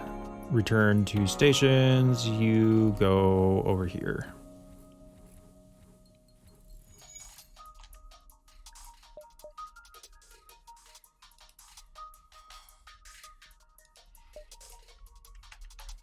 Okay, it looks like they're not making it out of this. Okay, that was a little sketchy. I'm not gonna lie. Also, I need to assign this guy to this spot because that's driving me crazy. Yeah, there was a lot to manage there.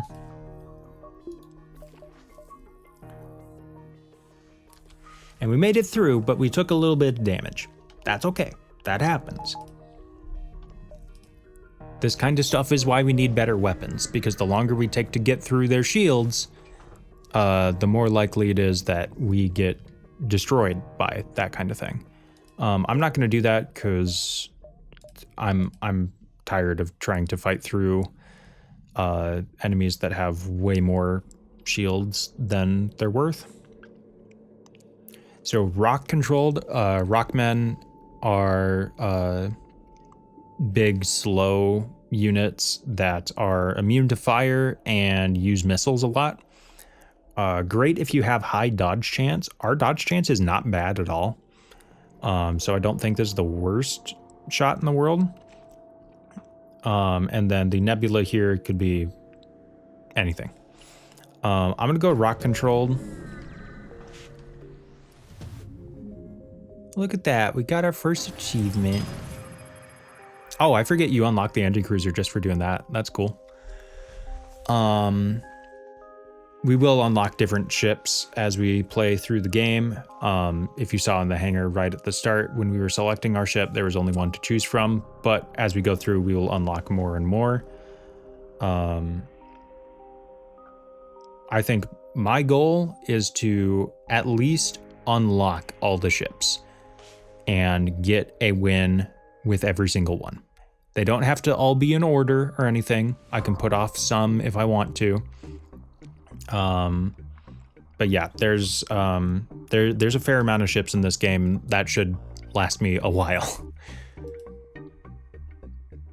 I'm very much a completionist type of person in general, so yeah, I don't have a problem with that. We're just gonna book it down to this quest. Hopefully they give us a weapon. Okay. Okay, so now our lack of weaponry is really starting to catch up to us.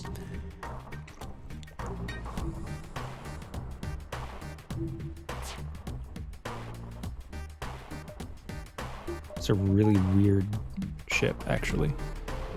We'll dodge all 3 of those lasers. And then we need to wait for an asteroid to hit their shields and then fire on their shields. And that's our only way of getting through this. Nope. Dang it. Yeah, so this is one of the cases where auto firing is not the play. Big missile incoming. Yeah, that does 4 damage. I'm not feeling great about our odds here. I'm gonna be real.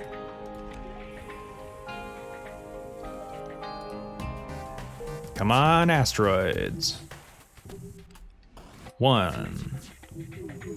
Oh, I was just a little too slow on that one. We got a breach. That's what that sound is. So this thing that's venting oxygen out of this room, that's what's happening over there too. That's super nice. So now we can auto fire on their shields and hopefully cause them some grief.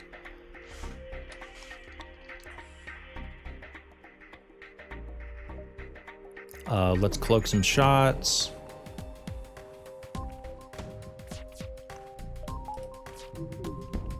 That's actually kind of a cool strat. I've never seen that before. Oh no.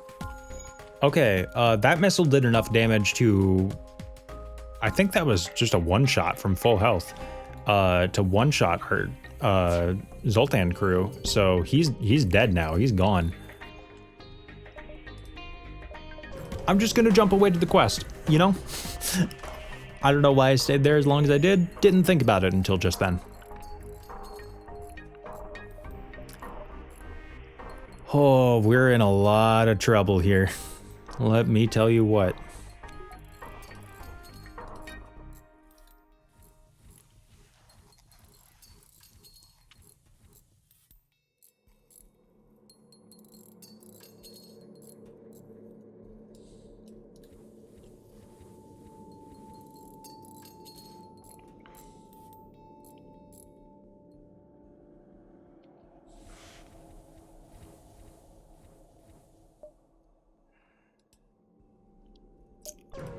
Hold. There's a store.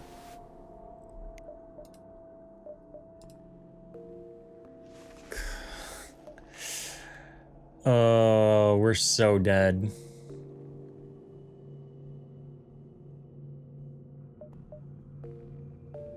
Okay, the combat drone might be something. We have enough of a drone stockpile now that this can probably last us for the rest of the game. So I think we take drone control. We obviously fix up our ship. And then I want to make sure that we have enough to like actually power the combat drone, because that's also important.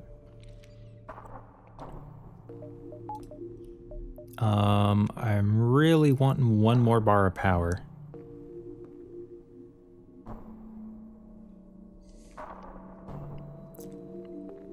Oh, dang it, now I have to change my face cam again. Anyways, so down here, now next to our weapons, we also have drones. You can have up to 2 drones equipped at once. Chances are we're not even gonna live to see a second one. But this combat drone does give me at least a little bit of hope. We are also running dangerously low on fuel. I can't afford any fuel right now. So we'll get to see what happens when we run out of fuel too. Nice. That's really tempting. I'm gonna sell 6 drone parts for 24 scrap. That gives us another bar of power, which is super nice. Okay, whole lot of nothing jumps and a store. I think we can afford 1 fuel here. Drone recovery arm would be insane here. Combat 2 would also be insane. What can we sell? 25, 19, 25. So that gives us 69 scrap. Nice. Unfortunately, not enough to get us a Combat 2 drone, and even then it would need 4 power to actually deploy. I'm fine selling the scrap recovery arm, I guess. Do what you gotta do, and we'll just buy all 3 fuel that are available here and be on our merry way.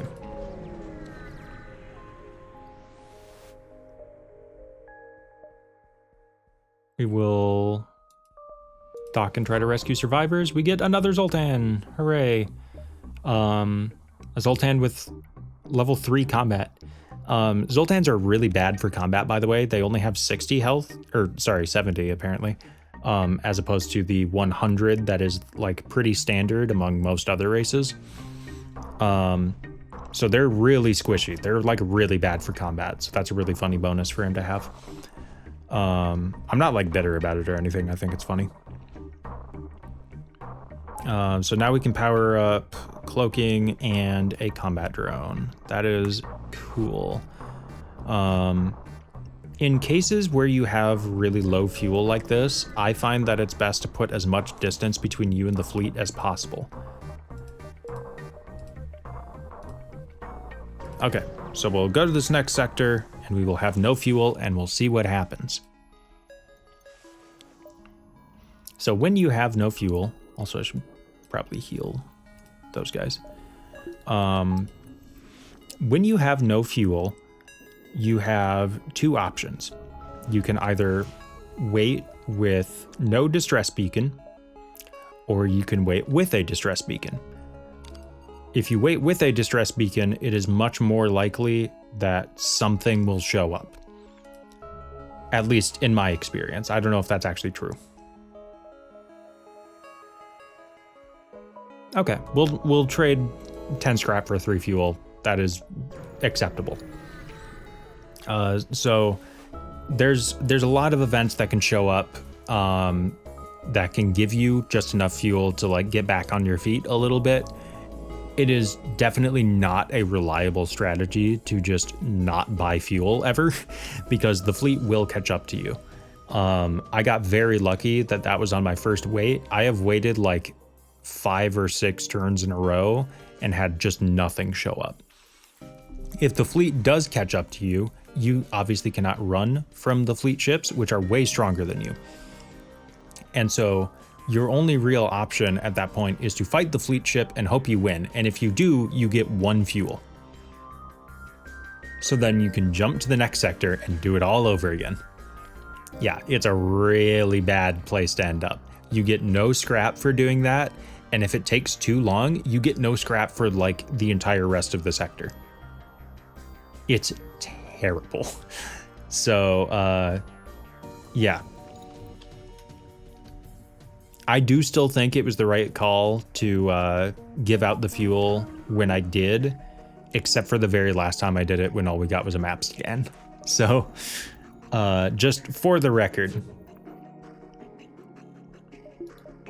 Oh, let's power up cloaking. We'll use that to dodge the missile, I guess. And we will auto fire here. Jeez. Okay. Do some dodging, let's do some fixing.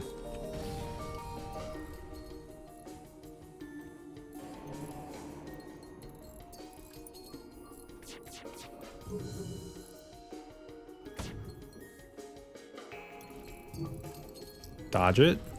Why? It's 40%, man.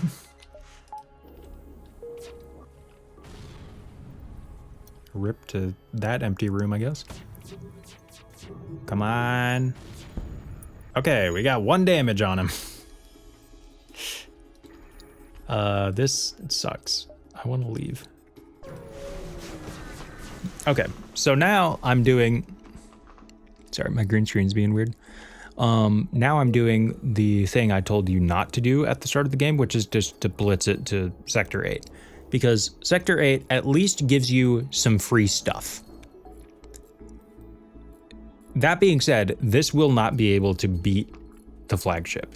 It is like physically impossible. Yeah, I don't know how we win this. I'm gonna be real.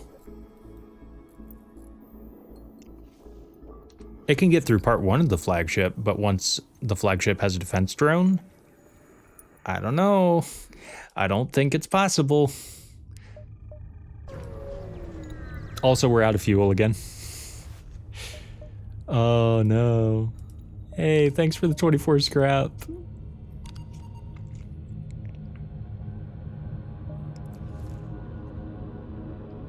Do I want to negotiate with this guy? Yes. Wow. Okay. Oh, his FTL is charging. Oh no. Oh no, dude. It's all over. We're so boned. Okay. It's fine. It was a decent first run. This is a quote-unquote true roguelike in the sense that, you know, you don't really make any, like, permanent progression outside of, like, other ships to play as, I guess. So it's not like, you know, we can pass this off as being, oh, it's just our first run or something like that. Because you can win on your first run. We did not. That's okay. That's okay. This game is hard. And that's part of why I like it, is it keeps me on my toes. Okay.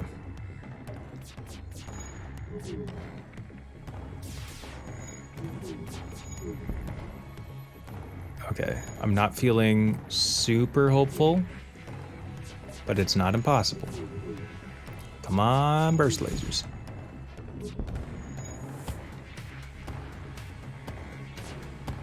Their FTL is still charging. Okay, it's delayed. Once it gets to the warning for it, then I'm gonna fire my missile, I guess. Come on. Come on. There we go. Okay. We're back up.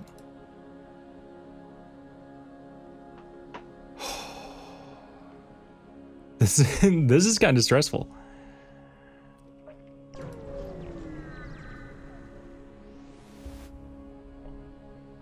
Choose your doom, he says.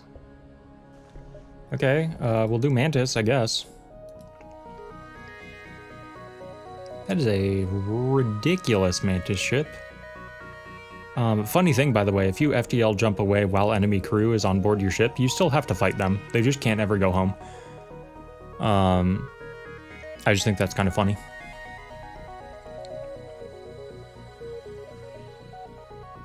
Okay, so enemy crew is coming imminently. Okay.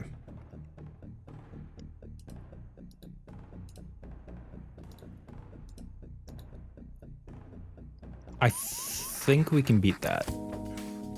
That guy, yeah, Davian here is in like real danger though. He needs to get out.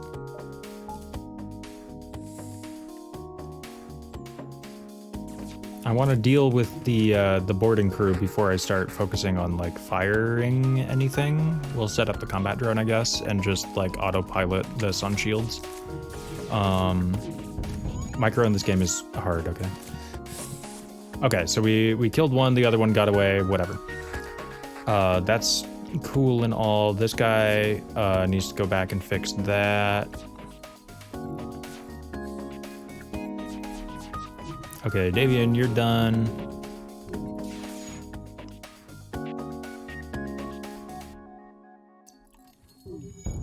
Jeez.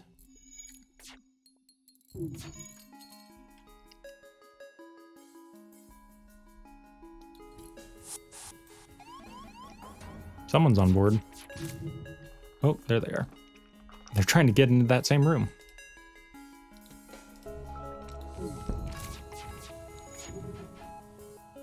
Okay, we'll just pile up all our guys right here.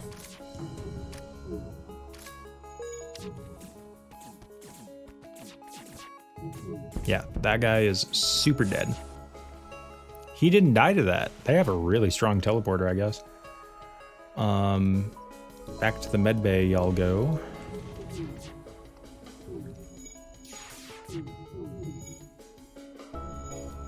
Okay, I'm just gonna hit return to stations. Lombard, if you wouldn't mind fixing sensors, that would be awesome.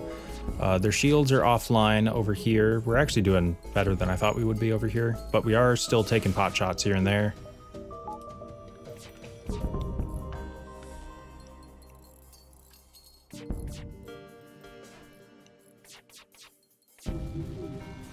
Okay.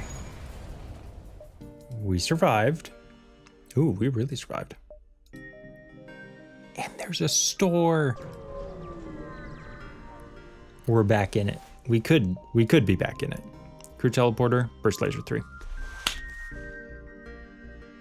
We might be out of the woods. Okay. Okay, let's think about this. Obviously, we need to fix our ship a little bit. I think one upgrade of this.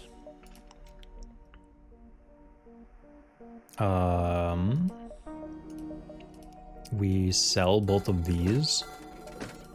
We get the burst laser 3. How do we power it? Power it like that? Then we can't get combat drone.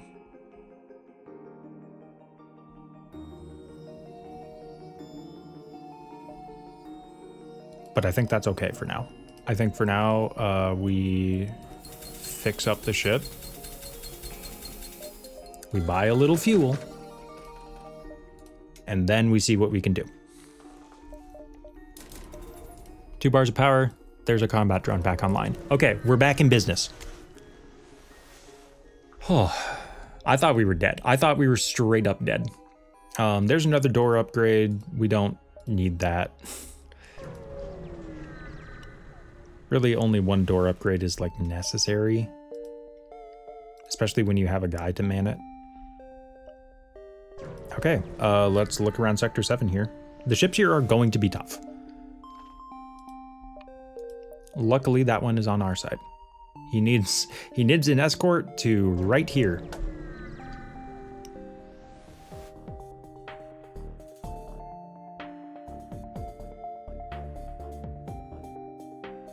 You know, that makes sense. That makes sense that that would be a trap.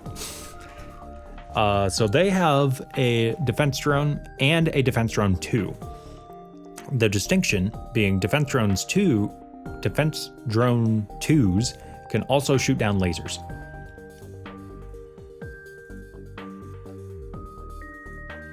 But we can still make it through the ship's defenses. We just have to get a little lucky. And more importantly, they cannot make it through our defenses. So this is actually a free fight, which very rare for this stage in the game. Very, very rare.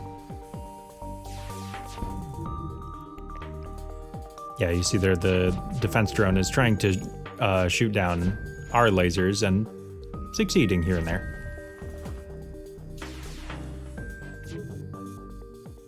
Isn't it nice to have an easy fight after like 2 straight sectors of panic? It's kind of cool.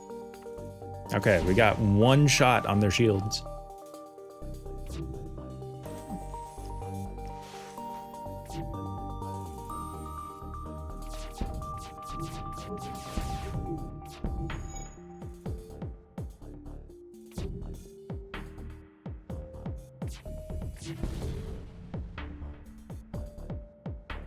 They shot down our combat drone. So I would be powering that back up. Every time you do that, it costs another drone part. So let's not have that happen again. Pretty please.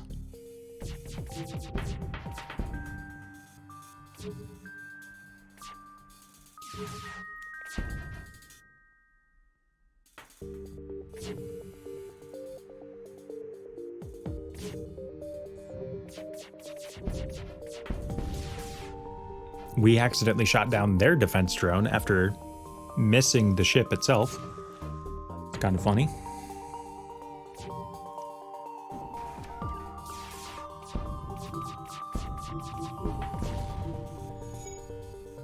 Ooh, we shot down their defense too. I don't think Burst Laser 3 is going to be charged up in time to make use of that, but... Okay, okay. It happened again. They got to be fuming right now.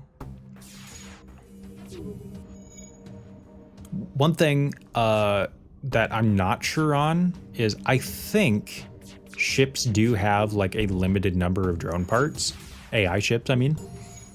And so it looks like they're done with Defense 2s because they ran out of drone parts. I think that's how that works. So now this should go a little faster.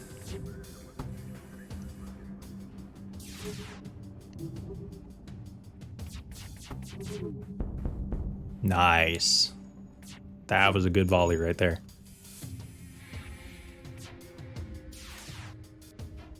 I don't know if we're ever going to be able to make any like actual progress beyond just landing volleys here and there. It looks like we can, it's just not super likely. Just having two guys repair shields is generally pretty quick. Fuel for... No. I think the scrap rewards this late are definitely worth not go... or they're... Don't accept surrender this late in the game. The scrap rewards are better. And they're proportionally better, which at this point in the game is much more worth it, is what I'm trying to say.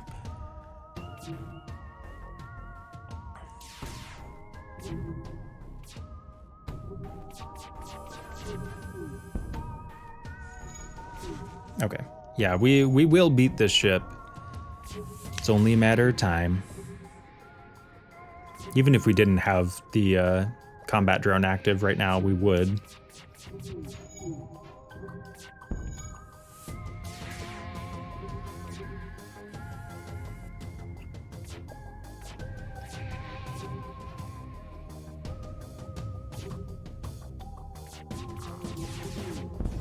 Nice, there it is.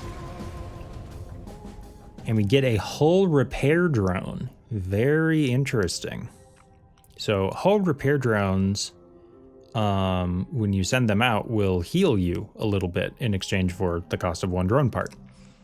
If we had a drone recovery arm, there is a very powerful synergy, because the way drone recovery arms work is it refunds you drone parts when you jump away, depending on like how many drones you had out at the time.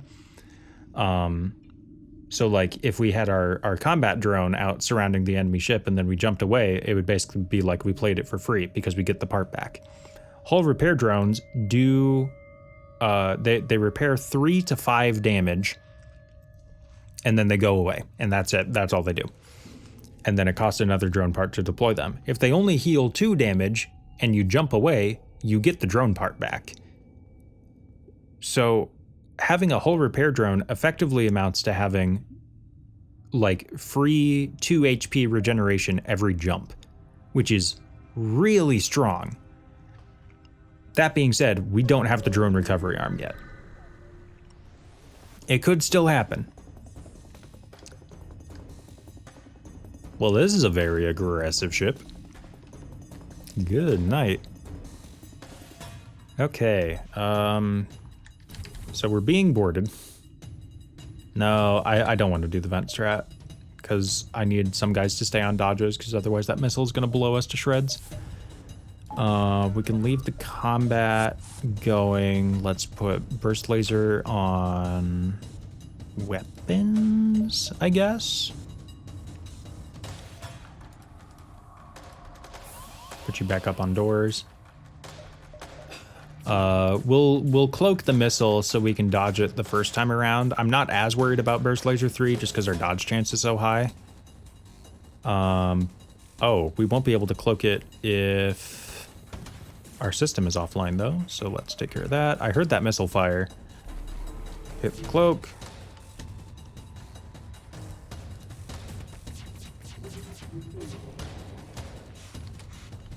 Okay.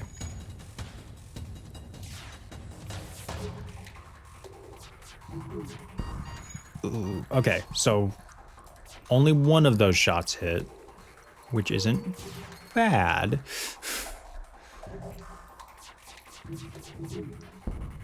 Okay, we took the missile offline. That's the most important one.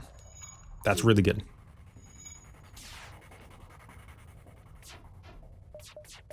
Now we can cloak the burst laser fire, I guess.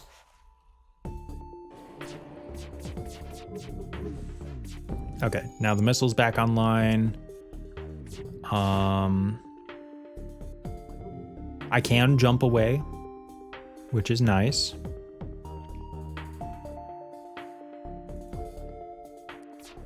That's probably what's gonna end up happening here, just because this is too risky to stay in on. Yeah, no, I'm out of here.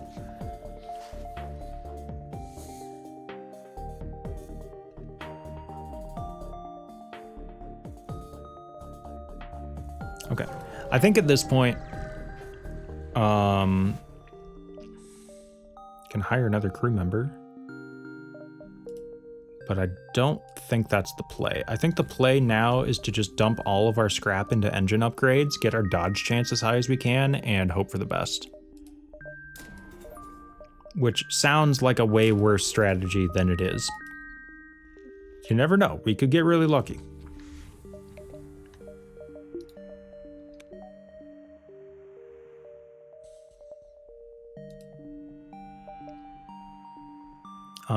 We will get a little bit of free scrap at the start of Sector 8 and throughout at repair stations. I don't want to deal with that. Why does everyone have missile launchers and burst laser 3s? Yeah, no, I'm not doing that.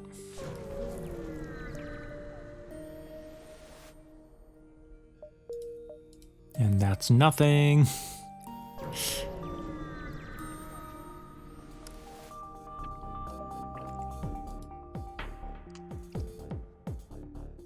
Okay. I think we can deal with this.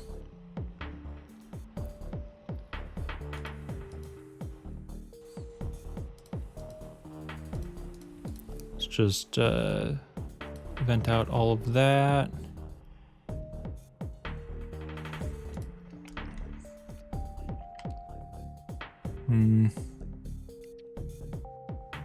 I think we go for weapons first. Okay, so they landed in cloaking, and they're coming to shields. I need to be very careful so that this Zoltan doesn't die, because if he takes like 3 hits from these mantises, he's a goner.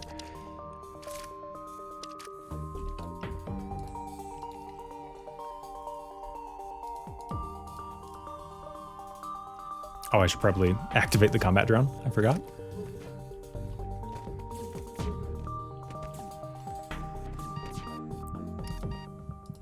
Ooh, that would have been a great time to cloak.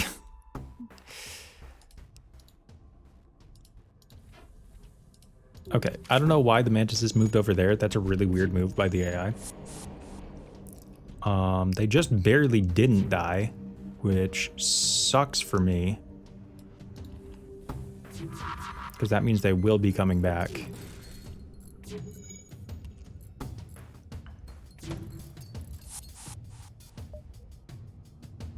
Yeah, we're at the point in the run where I can really tell that we're struggling.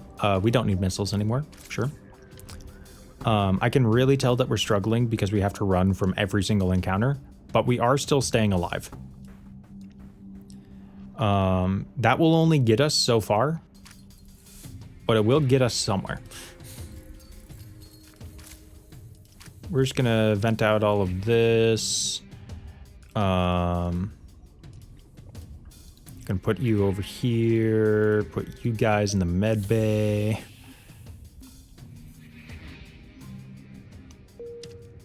Dang it. It's always kind of a struggle actually getting the AI to go where you want it to, unfortunately. We'll just power up the doors a little bit, turn off oxygen, make that room vent a little faster. That guy is dead. Okay.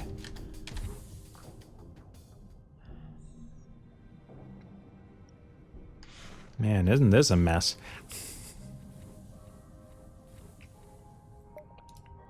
Okay, so we have made it to Sector 8. Sector 8 works differently. At the start, you get 10 free HP and 10 free fuel. So anyone worrying about the low fuel, there you go. There are also 3 randomly assigned repair stations. Some of them are going to be accessible and some of them aren't. As the turns go by, these sectors will gradually become more and more rebel controlled. The rebel controlled ones will still act like the rebel fleet in previous sectors, where it's like just ridiculously strong ships that give you next to nothing for a reward. This is the rebel flagship. That's the final boss. The flagship is trying to make it to the base. It will move once every 2 moves, I guess. If it makes it to the base and stays there for 3 turns, you lose the run. That's it. That is your lose condition, aside from death, obviously.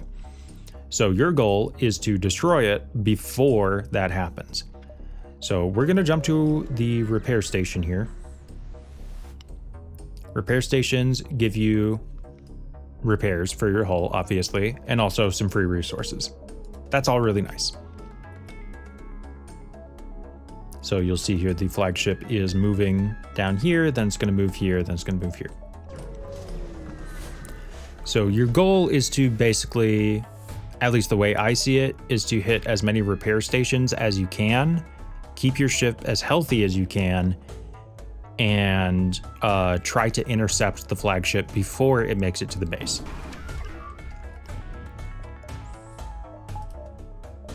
Okay, I'm not even gonna try to fight this. This is a pretty spooky ship. And as soon as that missile goes out, come on, come on. Okay, that one missed. Missiles out. We're cloaking. That was a little tight on the timing, but it's okay. We got it. I mean, I'll shoot just for fun, but it's not going to work. Yeah, all of those shots would need to hit in order for that to work. So we'll jump up. Oh, hey, look, it's another fight. This ship also pretty strong. You're starting to notice a pattern here. If you are not prepared for the end game by the end game, you can't beat some of these ships. Like, technically, could I do damage to this? Yes, it is possible. But I'm going to take too much damage before that, and I need to stay as healthy as possible.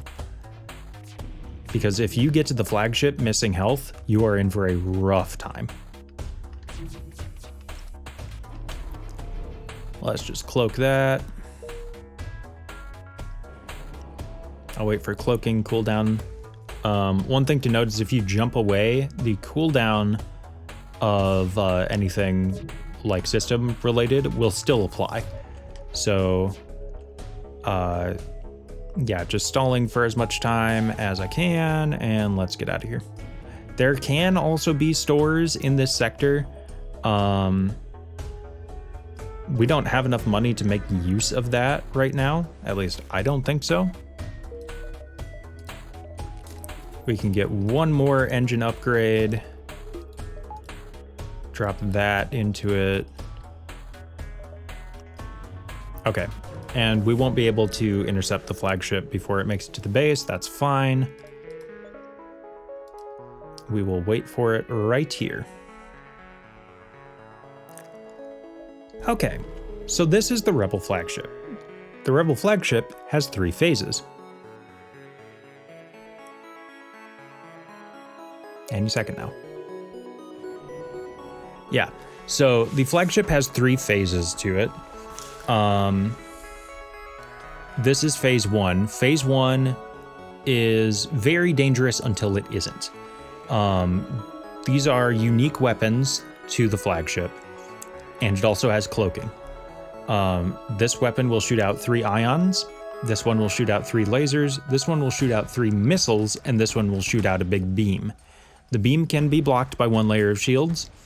The missiles are by far the highest priority. Yeah, if you don't take out the missile launcher and then the ion, you're going to be taking a lot of damage. That being said, once you do that, if you manage to kill the crew manning these, then there's no one there to repair them anymore. And the crew will persist throughout all of the phases of this fight, so taking them out now is very much a priority. I have no idea how far we will even be able to make it in this fight. I'm going to cloak the first missile volley.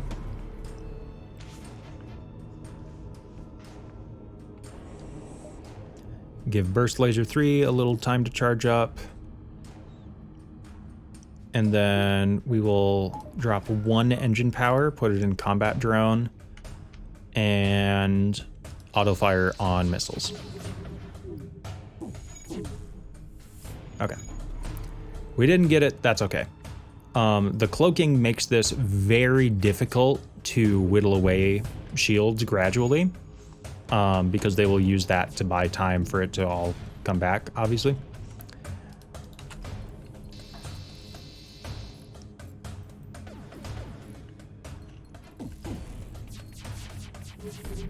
I am also noticing I do not have Advanced Edition on for some reason. Don't know why. That would explain why certain things haven't shown up this run. I'll have that up for next run. At least if it's unlocked by default. I don't even know if it is, I guess. Maybe you have to do something special to unlock it. If you do, oh boy. Yeah, I've been playing this game a long time, so like having everything unlocked is kind of what I'm used to. Let's go have you fix engines. And yeah, as you can see, things are falling apart very quickly here.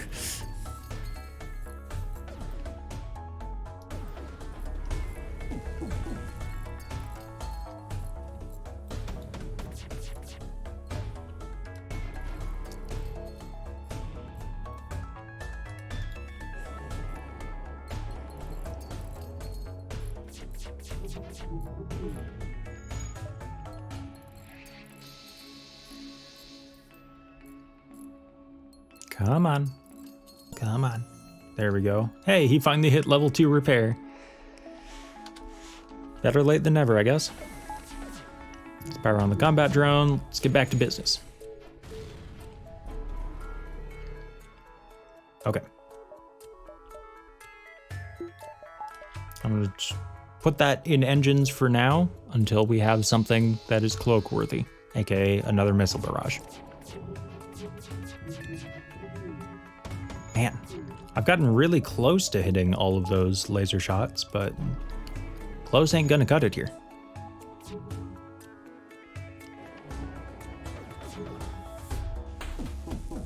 Yeah, I think our odds of survival here are very small, but they are not impossible.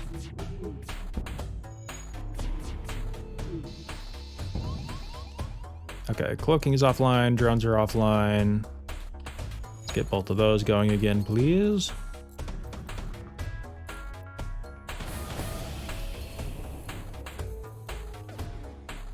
The breach there is pretty rough, I'm not gonna lie. Yeah.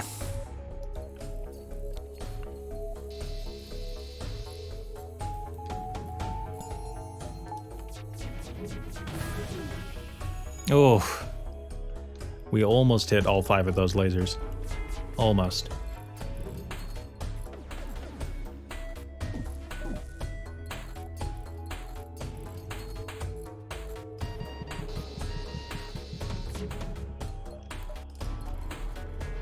Okay.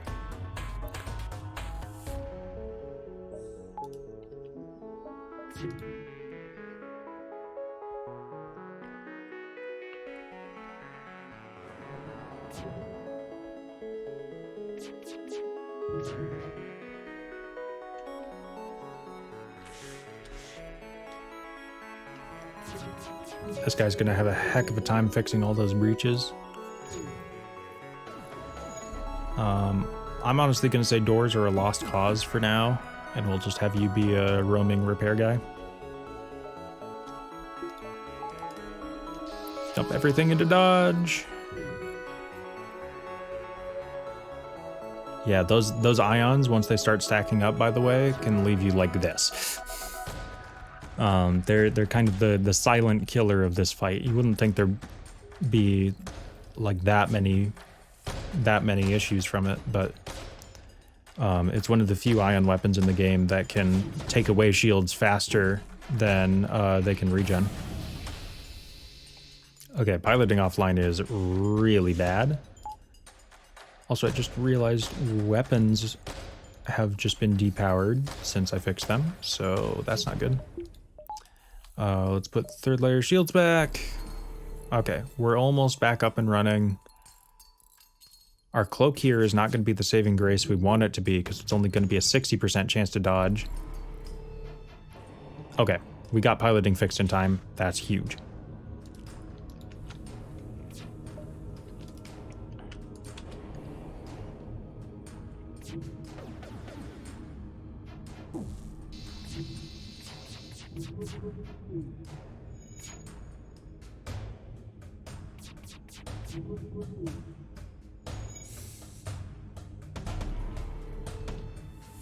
%.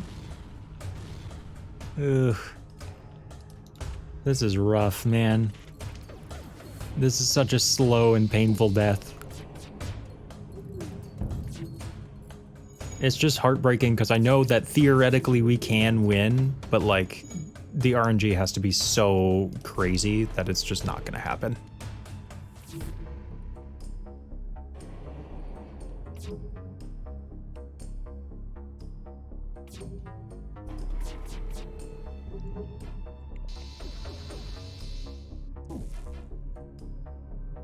Also, I was apparently incorrect that beam weapon can go through some shields. I don't know how many exactly, but enough. Enough of them to be a very, very serious issue.